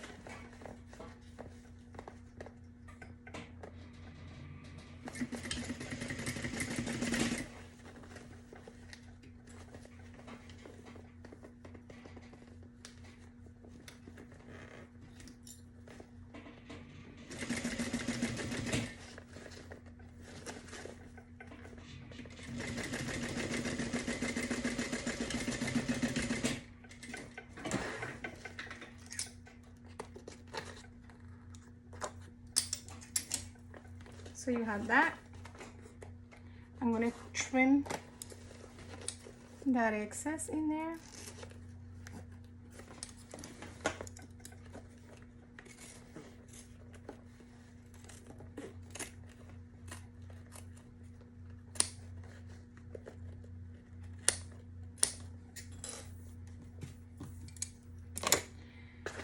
And then we're going to do the other side. You can put that one in, but you can put this one out. Same thing.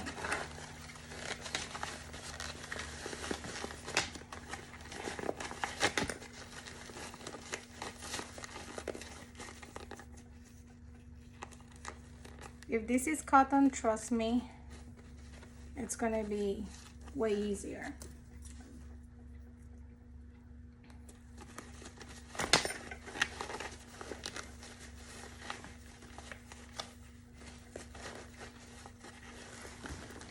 Getting here, trying to get my best angle, because I don't want, the reason I complicate myself so much is because this pretty thing, I'm not gonna twist it or press it or do anything like that. I'm going to work this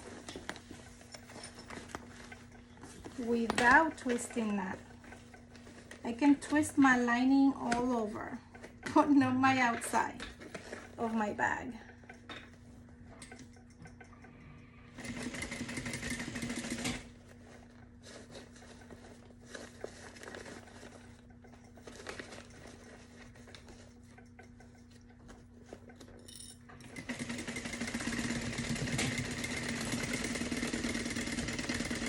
And here we go. I'm going to trim that as well.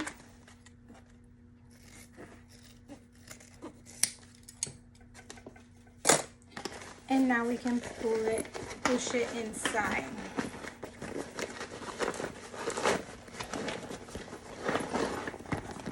Now that lining can be pushed all the way inside.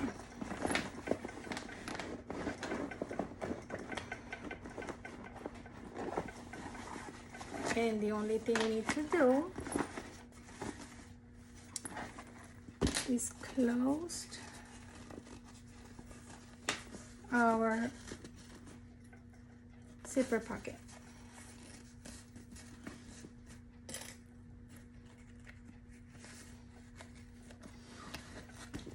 I kind of like to take the air out of my bag.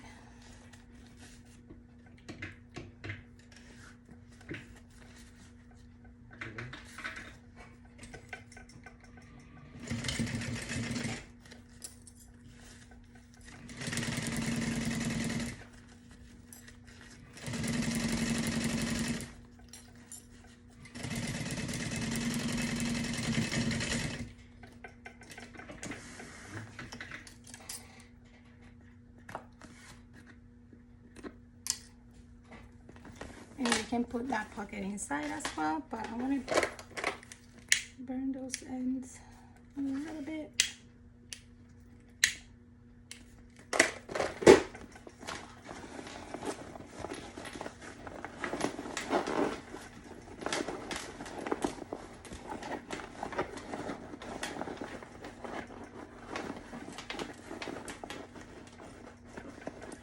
I'm putting back in the zipper pocket, so just pushing those corners.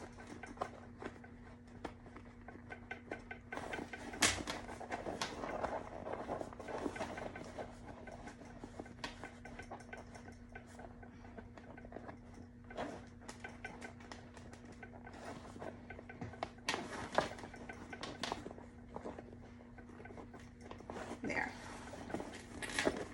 Oh my goodness, this is so nice. Close my zipper. And that's so cute. So now we're gonna put the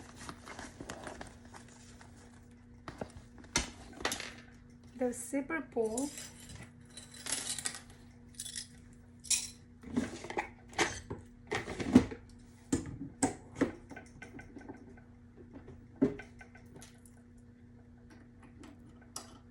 into place.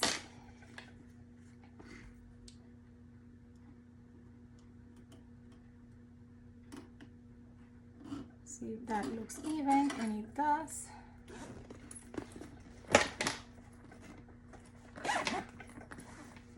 And it's closing even. Oh, this is so pretty. That is so pretty.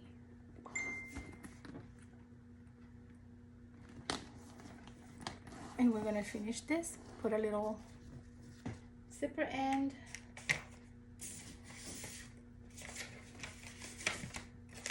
We got one here.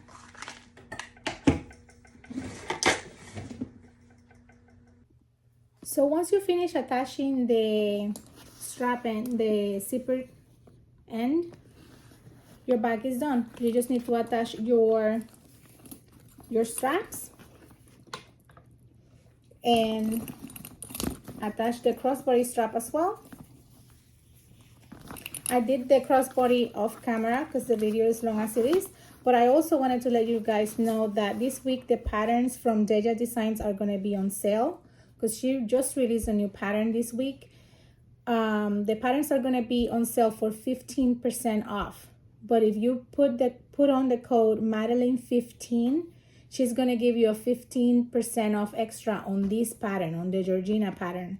So that will mean that you will get this pattern for 30% off. That will be the Georgina convertible bag. Thank you guys. Hope you enjoyed the tutorial, and sorry for it to be so long.